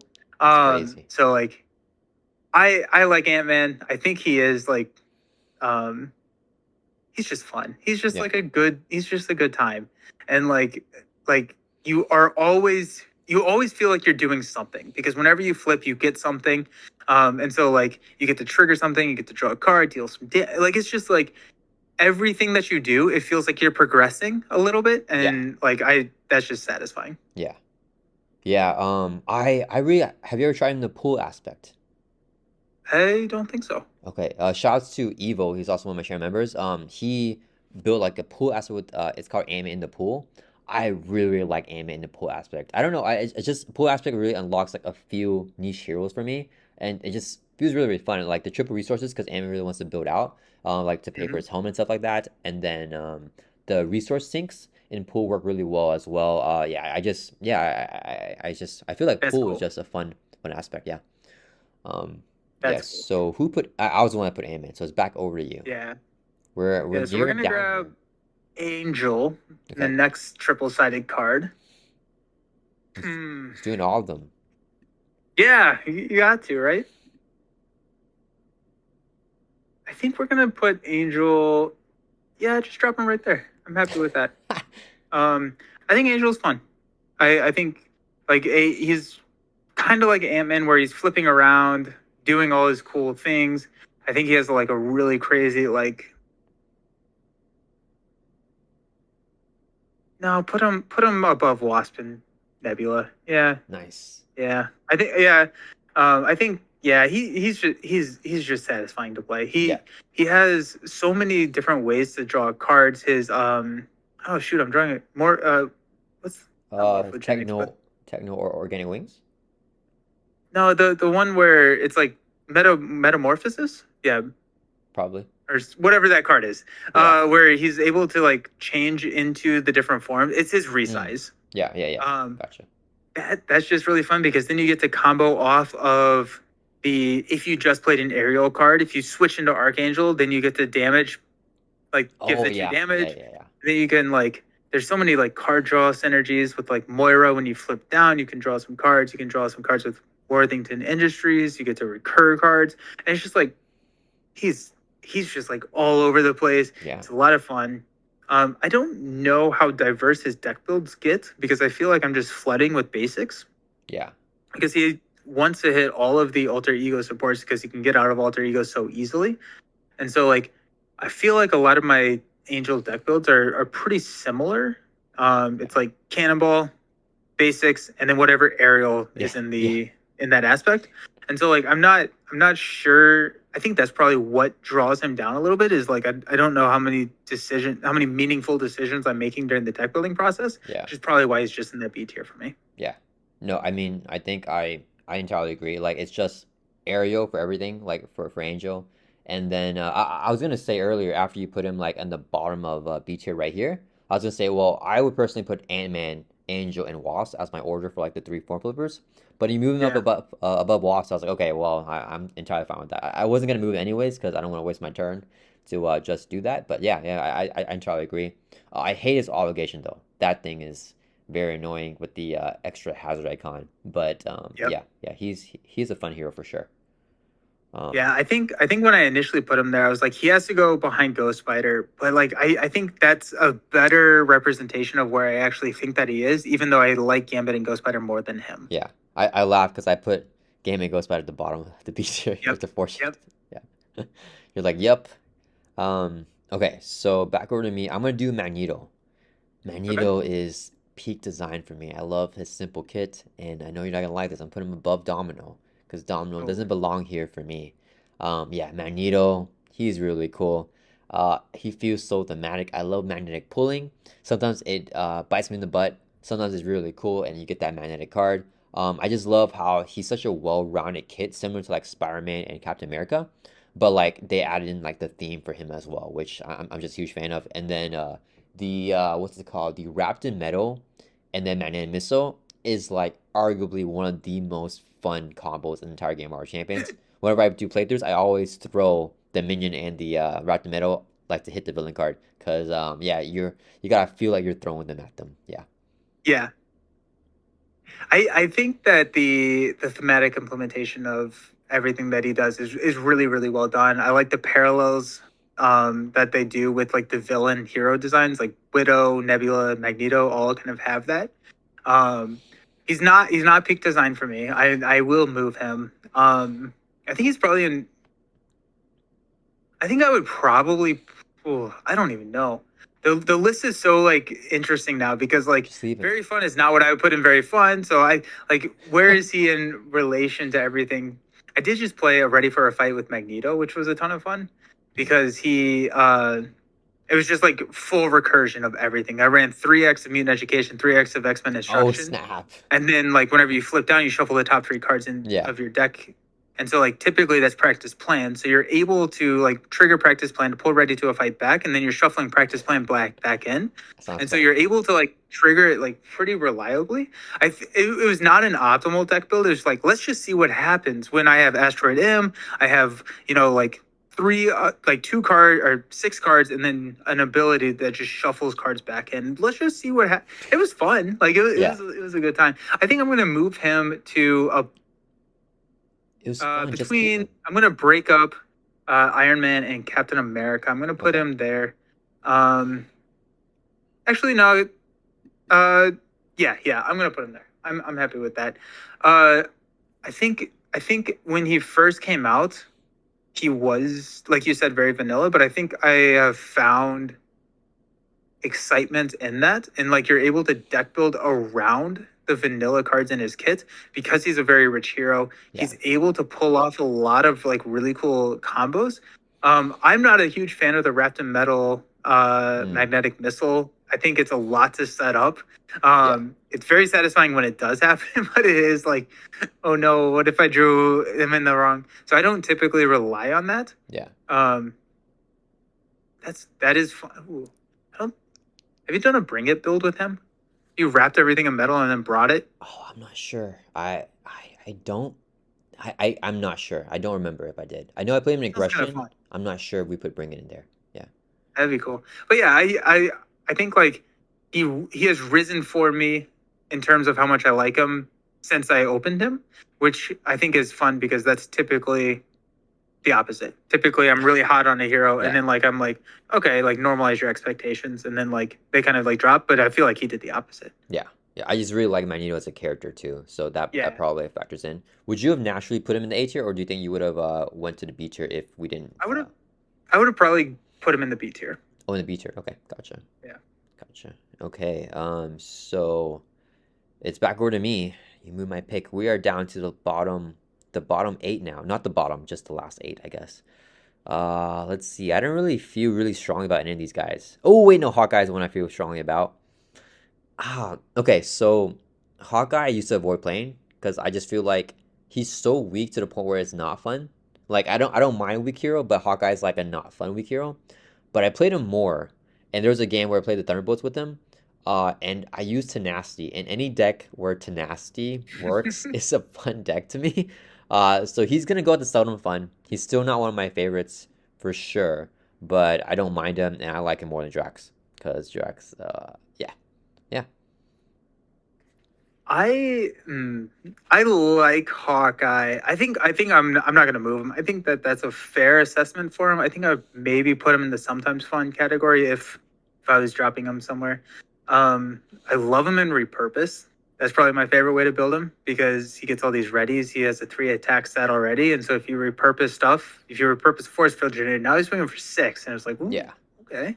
And so like it's very much a multiplayer build because Hawkeye can struggle Because he can't do anything. in a lot of ways. He can't protect himself. He can't thwart. So he has to go down and heal, but he doesn't want to be an alter ego. So it's like Yeah, there's a lot of things that make me sad when I look at Hawkeye. But I think the arrow mechanic is pretty interesting. Feels like he probably should have started with his quiver. I think that would have been really nice to have that. But yeah, I like Hawkeye. I think he is sometimes fun, but I'm not going to spend a turn to move him to that. I feel like I need to play some other heroes rather than move them around. yeah, yeah. I just wish there was like more aerial events, like in basic cards or aspect cards, that would just work really well. Like how there's like aerial stuff for like Angel. It's just not enough because when the quiver misses, that is the worst feeling in Marvel Champions. Yep. Whenever like it's like, why didn't play the quiver? Yeah, Yeah, I'm hoping that we get a Kate Bishop that prints aspect arrows. I've been saying yeah, exact same thing. I totally agree. Yeah, hope so. I want her to be a multi-aspect. She doesn't have any arrows in her kit, but she can take arrows, or maybe she has a Oh, couple, but that'd she be can take arrows. interesting. She Yeah. can take arrows from any aspect. I'm hoping that like the Kate Bishop hero like sucks, like it's really really weak because the aspect cards like make her good, like with those arrow cards, so it could buff up Hawkeye and make him like a Yeah, decently powerful hero. Yeah, that'd be cool. That'd be really cool. Ooh, yeah. She could play off if you've used a protect. She could almost be like a battle mage. Like if you shot a protection arrow, you get to heal one or something like that would be that. That fun. would be cool. Yeah, yeah, That'd be really cool. I'd be all about that. yeah. Alrighty. Are there any that I feel super strongly about? Okay. Okay. Let's see where let's see where Spectrum falls. The other triple sided hero. That's not really triple sided, but quadruple sided. I guess I don't know. Um, we've got Spectrum has grown on me. I think like with the release of a ton of Ariel cards, she's gotten a lot better as well. She's printed Ariel. She's one of the few characters that starts with Ariel in the game, and so like as we got support throughout the Angel Pack and everything, we got a lot more things that make Spectrum just kind of go. I also think that like holding on to her, oh gosh, I'm forgetting. Lightspeed Flight, I think is the card where she can switch her form. Yes, Speed of Light. Speed of Light, yeah, thank you.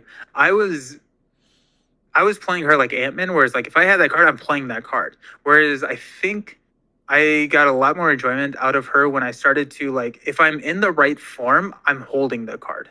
I'm going to use this as a way to move when I need to, rather than a let's move the card and then get stuck in a form, because that's a feel bad situation with Spectrum. So I think Spectrum, let's put her in this. The sometimes fun at the top of it, between Shadowcat and Groot. I like Shadowcat more than Groot. Yeah. I like Shadowcat. Well, that is a true statement. I like Shadowcat more than Spectrum, but I think she is sometimes fun.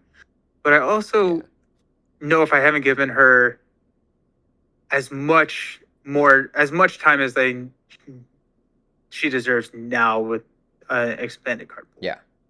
Yeah, no, I mean, I would probably also put her in the sometimes fun. She's like not one of my favorite heroes for the reasons that you said of getting stuck in like the unwanted form. I have not thought about holding on. So like I'm also just like you, like in the past, like past Nelson, where if I get a Lightspeed Flight, it's so freaking good, I want to play it, right? Or Speed of Light. But yeah, like holding on to it and then saving it for a bad situation whenever I'm in a form that I don't want to be. That might be a better way for me to play her and actually bump her up. But yeah, right now I think she's also. I agree with you. Just sometimes fun. Yeah. Nice. Cool. All right, we're like much more just like okay, everything's fine. Like I don't care. Like it's okay. Yeah. Yeah. I feel like we got our hot takes out of the way. Yeah. And we're like, yeah. Okay. I'll do X-23. She is very fun. Actually, I don't know. I just mean like she's fun to play. I don't know why I want to put her in very fun. She'll go in fun for me.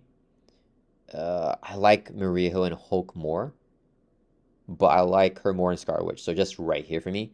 Reading up is very fun.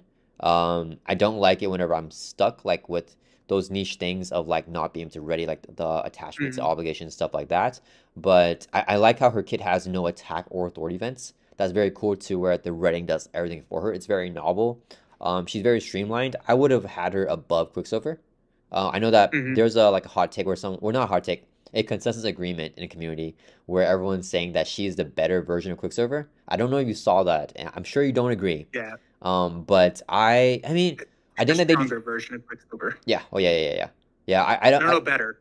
I but- think people also think that she's better, but yeah. Yeah. I don't know. I think that she feels like an out of the gate Quicksilver, like a fast quick. She feels like Quicksilver, and he feels like Slow Silver. So I just feel like she doesn't really need to build out anything. She just does her thing, and Quicksilver needs all those upgrades and stuff in play. Yeah, but I do think that Quicksilver has a higher potential, like burst, whenever you build him fully out. I think that he's the bigger, like fully built out hero. Even though but she just works like right off the gate. Yeah. I think I agree with that placement. I'm trying to think. It should be in. I think it would only move up. Like she's very satisfying to play. I like the reading. I like all of the events and like the sequencing there, keeping Honey Badger alive. I think that's a really fun way to like have another ready like Yeah. It's almost like an upgrade. It's like Honey Badger Yeah. is like a limited use upgrade. Yeah. That's an ally subtype, right?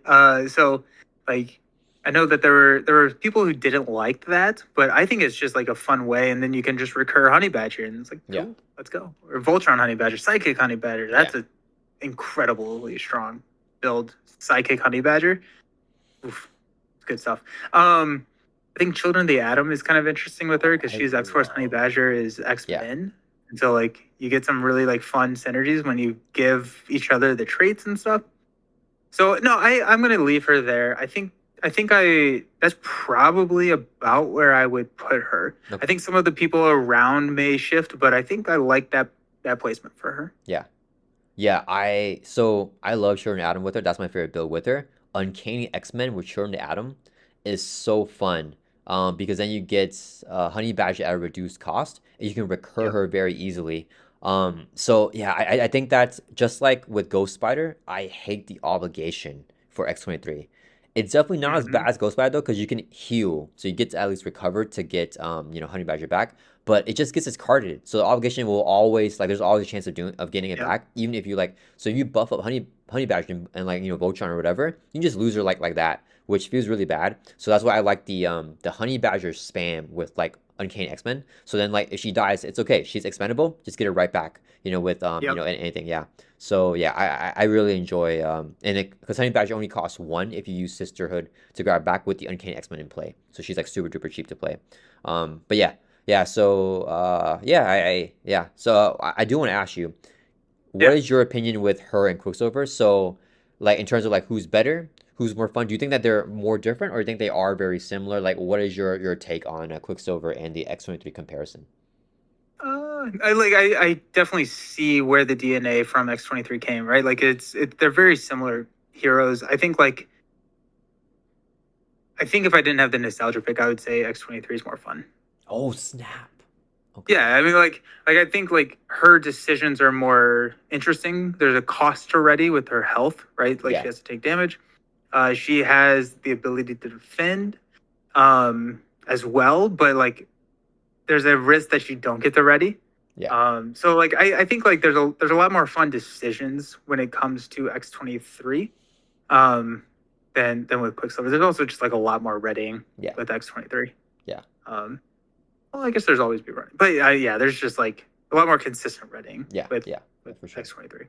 Yeah, she's fun. Yeah, I really like what you said about defending and then not being the ready. Like you want to take 1 damage, you want the enemy to get like 1 boost or something like that to like just do 1 to you. And if you give like an armor vest, you're like, I want to give it the armor vest. Like I want to still take damage, but just not a lot.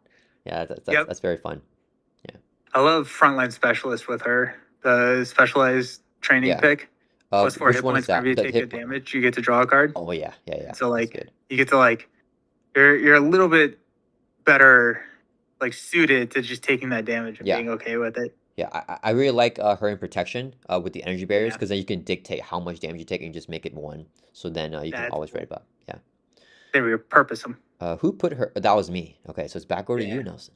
We got 5 left. I think I'm gonna 5 left. I think I'm gonna go Rogue between Shadowcat and Spectrum. Okay. I think she is sometimes fun because she has a ton of fun in multiplayer, and in true solo she does not. I don't drive with her that much in true solo. I think that there are fun builds out there, but I feel like I could always do those builds better with another hero. Yeah. Whereas like I think Rogue's true like fun factor comes from being able to pull other heroes' events with energy duplication. No, superpower adaptation. Yeah. And then using those cards, like pull Weather Goddess with Storm and then change the weather and stuff like that. Yeah. And so like you can like play like a support build. And if there's cards which I'm Fruition with Groot, I think, where you can like pull that card and give Groot 2 growth counters and stuff like that. So she can be very supportive. She was one of the characters I brought to Kana Heroes this year. And I loved her in multiplayer. And I love her in 4-player. Yeah. 1 player? Okay. Yeah. She's if it's a 1 player, it's probably the low end of D for me. Yeah. If it's a only 4-player, it's probably high end of A. Yeah. So I'm gonna put her in the sometimes fun because that feels like the category that is being described. Yeah. No, I mean that's exactly where I would put her. Maybe not, I would move stuff around, but I think she's also sometimes Yeah. fun for me too. I mean, I don't really have any other comments. I completely agree. Like multiplayer, I think that she's unlocked.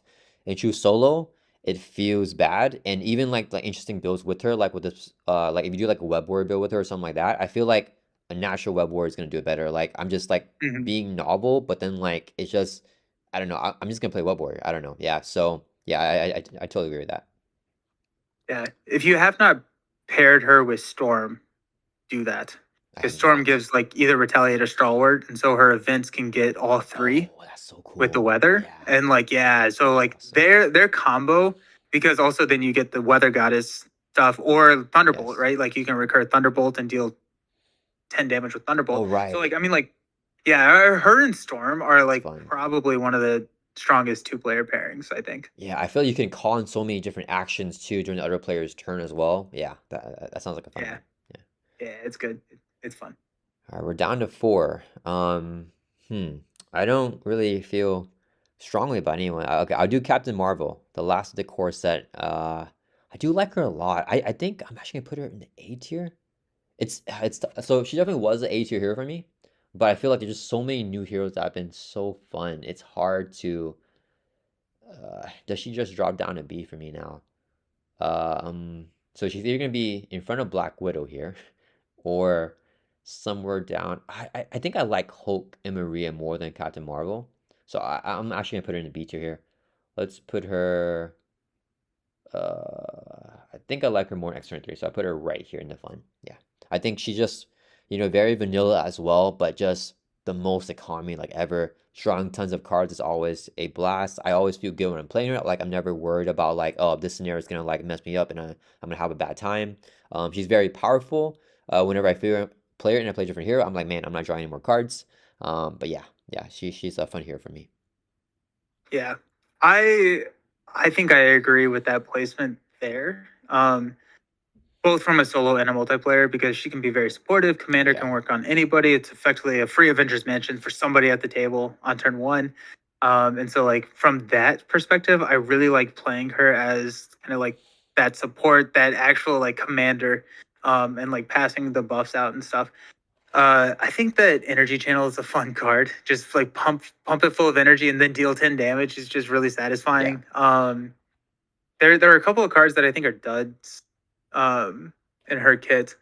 I think her actual flight is a little tough. I think for me, unless you're like building around aerial stuff. yeah, So like there are some things that are like okay, like this is a core set design. I don't know. Like there are a couple. I think pretty much everyone in the core set. There's a couple of things that I would tweak yeah, with their hero or their hero kit. yeah, So like with that being said, I think fun is the perfect spot for her. yeah, yeah. Triple resource serve. Yeah. Yeah, I like it's funny because Crisis Interdiction, like her Thor event, I think it's like probably the worst Thor event in the entire game. That's it. Like Oh, yeah, I including, hate that. yeah, including aspect cards. Like it's just so Legal bad. practice Sorry? worse than legal practice. Legal practice. Oh, that's She-Hulk's, right? Alter ego, zero cost card, Yeah. discard cards to remove one threat. So it's half a threat. If you discard one Yeah. card, it's two effective resources for one threat removal. I It's like the opposite. It's the yeah. worst. It's the opposite ratio. Okay, I'm not gonna argue because that's a pretty bad card. I will say I have actually played legal practice to remove threat that I couldn't remove as She-Hulk because she's limited in her thwarting. But Yeah, I yeah. don't know if I've ever played Christ Interdict. I don't know if I've ever even played that card because like you can just thwart like with your basic activation or play an ally at thwart.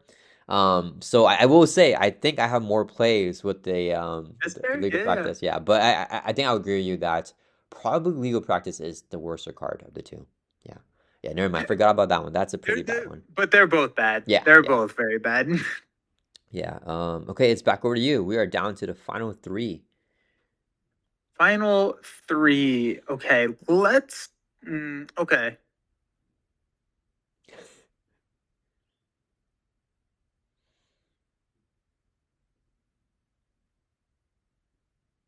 It's crazy. I feel like these three Let's. heroes people like a lot, actually. Yeah, there's one of them that I don't love a ton. And that's the one that I'm targeting. I'm just trying to figure out where I want to put them. I see. Um, let's go. Let's put Ironheart indeed between Spider-Ham and Spider-Woman. Oh, interesting. Spider-Ham and Spider-Woman. Okay. Yeah. I Oh, think snap. yeah, Ironheart is I think seldom fun. I when she was printed, I thought it was going to be a lot harder to get to stage 3 than it is. And I think that the ease to get to stage 3 and how powerful she is when she is there makes it so that I just am not reaching for her because unless I'm going up against like one of those crazy strong villains, which is not really how I approach this game, Yeah.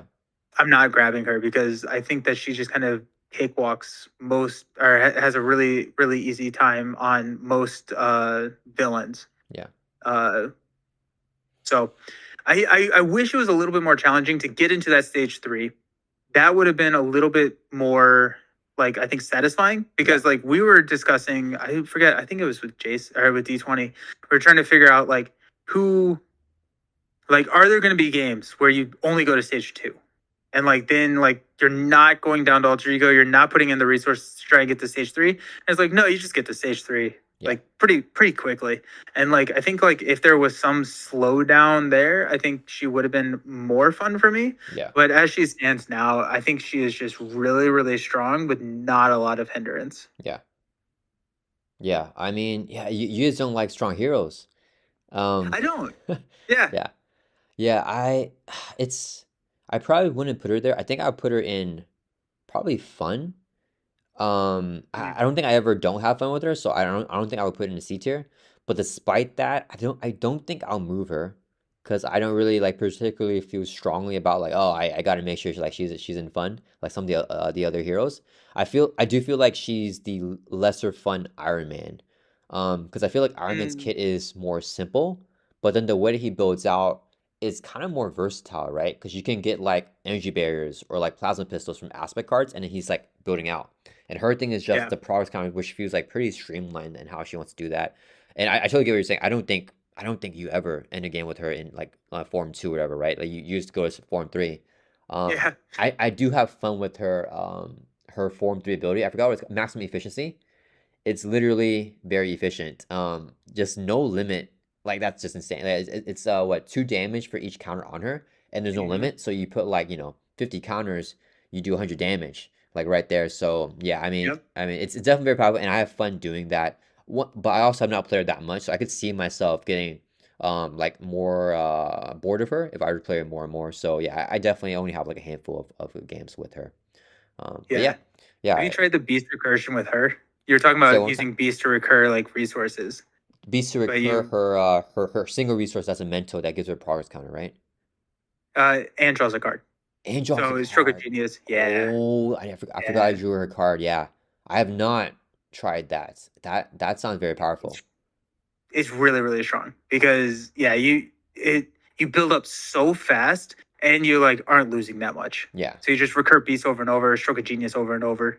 And then if you're using that to pay for her events, then you're getting even more progress counters. You can get to stage 3 like turn 2, 3 pretty easily. I mean that sounds kind of fun. I feel like I want to bump her. Yeah. I don't know. That sounds like a cool build. That to me was the Iron Man, Voltron, and Star Lord. Okay, It was like, this is really fun one time. I see. Like, right. Yeah, yeah, Like I think less so than the Iron Man one, but like or than the Star Lord one. But it's like, this is really good. Like yeah, yeah, and like it's like okay. yeah. Like that was fun to do.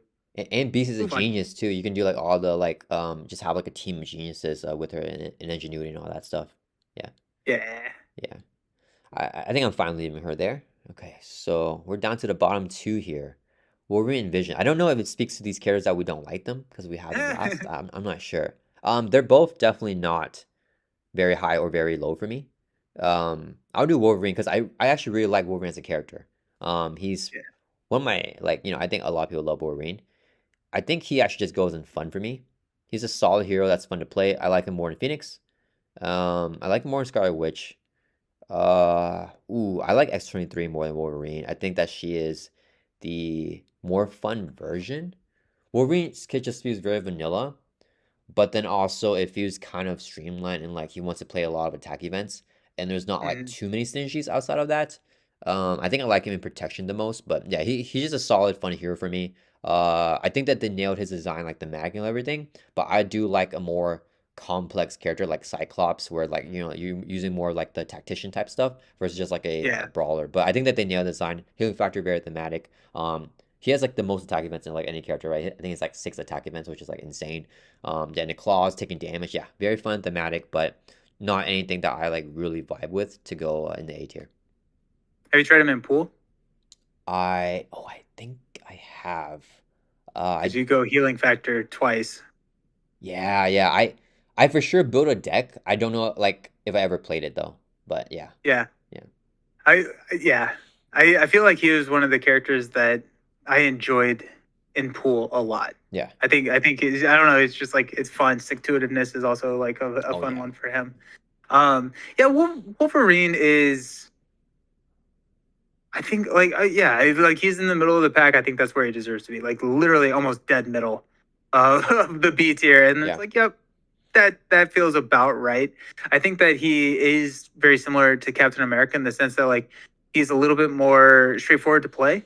Because I think that they thought a lot of newer players were going to gravitate towards Wolverine just because of how iconic he is as a character in the lore. yeah, And so like I don't want him to be the X-23. I feel like if I'm yeah, going to choose between the two, I'm going to choose X-23 from a mechanic standpoint. yeah. So I think he's in the fun. I may would drop him to like in between Gambit and Bishop, but I don't know if I care enough to do that. Yeah. No, I am. I'm going to do that. Okay. I'm going to drop Wolverine between Gambit and In Bishop. the same tier, man.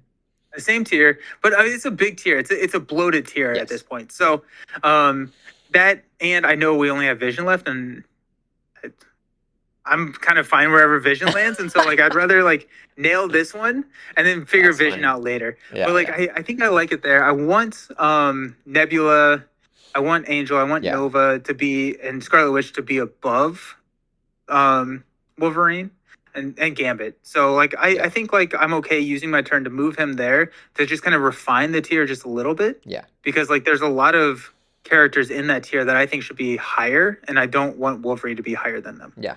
That's fair. Man, on the second to last one, use your turn to move in the same tier, just down how many Ooh, spots? yeah, it had Like to be nine done spots. at least once, right? Yeah. And some spice. Okay. So I guess I have the final pick here with Vision. Okay, so he's definitely in the B or C for me, just like right in the middle of the pack. Similar to you, wherever you put him, I would just left him there. I just literally don't. I mean, unless you put him in like S, I would probably move him. But if you put him in F, I don't even know if I would like. I would just be like, whatever. Like I don't like really feel strongly. I'm not the biggest fan of the character. I think that's like one of the biggest things for me. It's just like, yeah. It's just I'm just yeah, like yeah. Yeah, yeah. Let me think. So mechanically, I think he's okay. I think he's better mechanically than he is like thematically, like in terms of like me Mhm. liking the character. What is the biggest thing with him? My biggest gripe with him is his defense event if I'm not in my was it the solid form that you want to be in for that one? Yeah, because you cannot defend him phased. Right. Yeah, you're right. Or Yeah. That feels really bad because it's a very strong defense event. Feels bad. You don't know if you're drawing up, and you don't want to hold it into your hand. And then I'm gonna drop in a C tier. Sometimes fun because I just remembered his alter ego hands is 5, and then the official setup thing, like you don't get the his intangible forms like +1 hands as an alter ego, which is like, dude, I want to start with 6 cards in my hand, like playing as a Yeah. regular hero. So yeah, she starts out with 5 cards in his hand, and that is just not fun for me. Even though Hulk is up here, but yeah, I'm gonna put him in the C tier. I think I like Shadowcat more than him. Uh, yeah, he's definitely just around here. It's tough. Oh man, I mean, you can move him wherever you want in the C tier too, so you still have the flexibility to do that. Where would I put him? I think I'll put him behind Miles, just for a little bit of Web Warrior flair for that Spider-Man guy right there, because I do like Miles as a character. Just mechanically, he's not my favorite Mm. Marvel champions. Yeah, so I'll put Vision right there. Yeah. Vision is fun. I think I enjoy a lot of different types of build with Vision. I think I spend too much of the game in intangible. I just like that form. But then I'm like, you can't damage. I'm like, oh well, yeah. So my games with Vision go on for forever. But like I think my favorite way to play him is an aggression would bring it Oh and just yeah, like you just tank all the minions and then draw 15 cards and then pair him with Rocket and let Rocket or Nova take them all out and just like, ooh, that was fun. Um, I really like Vivian. I think Vivian is a very strong character. And being able to recur Vivian, and we didn't really talk about Jubilee and Wolverine, but also just like the recursion of Jubilee with Wolverine and like being able to stack those boosts and everything, but kind of getting that synergy based off of what form you're in. I think it's pretty interesting in a pretty fun and flexible way, and like really helps out true solo play. Um, but yeah, I would say that it is a fairly sad time when you draw that defense event when you're in intangible. But he does have that upgrade that allows him to go fetch it, I believe. So like when you switch in, but then you're holding a card. So there's just a little bit of clunkiness, but I think it is a strong enough card that I would hold going into that phase. But yeah, I think probably I'm with you. I like his mechanics more than I like his character. I think he's a kind of cool character, kind of being born out of Ultron and stuff. Yeah. Like the lore is kind of cool, but I think the lore is cooler than the characters. Yeah. That makes sense. Yeah. I think it's just I'm just not a big. I don't know if people are big fans of like his design.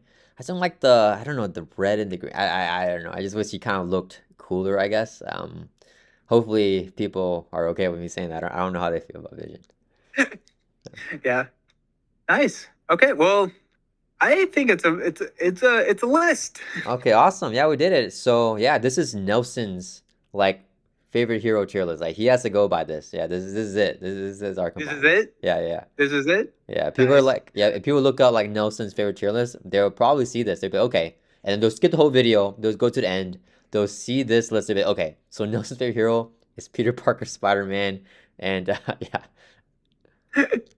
That's awesome. I think the list turned out pretty good. I was a little worried there at the beginning. I think the top half of the list reflects my thoughts not as well as the bottom half of my list. Like the list I think in the bottom is like more in line with my beliefs, and I think the top of the list is more in line with yours, which I think is pretty interesting. yeah. That being said, like I think we both have characters. Like there's no character in the S tier that I am like that should be there. Yeah. So I'm pretty happy with that. Yeah, I feel like I feel like I kind of bully you on the S tier. Like these are literally my top four favorite heroes, and they're the top four heroes of like our list. So like I feel very good with that. I just feel like you have to like copy my list basically, right? You have to have the same like top four favorite heroes, and then your favorite's like number five. So that makes me crack up. But yeah, Shuri is surprising because I think I am okay with her. I feel good with her being in the S tier actually because she's very fun. But I don't know if I would put her there naturally. But yeah, I feel like the curve is good here too. We have the most in the B tier, and then we Nice. have a lot Yeah. in the A tier because we are both Marvel Champions fans. So there's a lot more in the A tier than the C tier because we enjoy the game and we like the heroes, and just very few in the F, D, and C. Yeah, Nice. cool man. Yeah. That was fun. That was a cool exercise. Yeah, that was a good one. All right, thank you so much, Nelson, for Yeah. coming on, and that was way longer than I expected. I have no clue. I think I was expecting like 2 hours for this one. That was a long one. Yeah, Crushed that goal. oh, sorry. We crushed that goal. Yeah, we did really good. Yeah, I think I thought that I would just put a hero and then you would just agree and or you just move it and then we like go on to the next one. But I think we both had a lot of things that we wanted to say about the heroes and like get stuff off our chest for some of them. Yeah. Yeah. Thank you so much for your time. I appreciate you a lot. Yeah. And yeah, I will put the links to your description and everything. And this video will be titled Nelson's favorite hero tier list so that if anyone wants to know what Nelson likes, this is it. This is what we're going by. Yeah. And yeah. Nice. Well, thanks for having me on. I appreciate it. I had a ton of fun with this.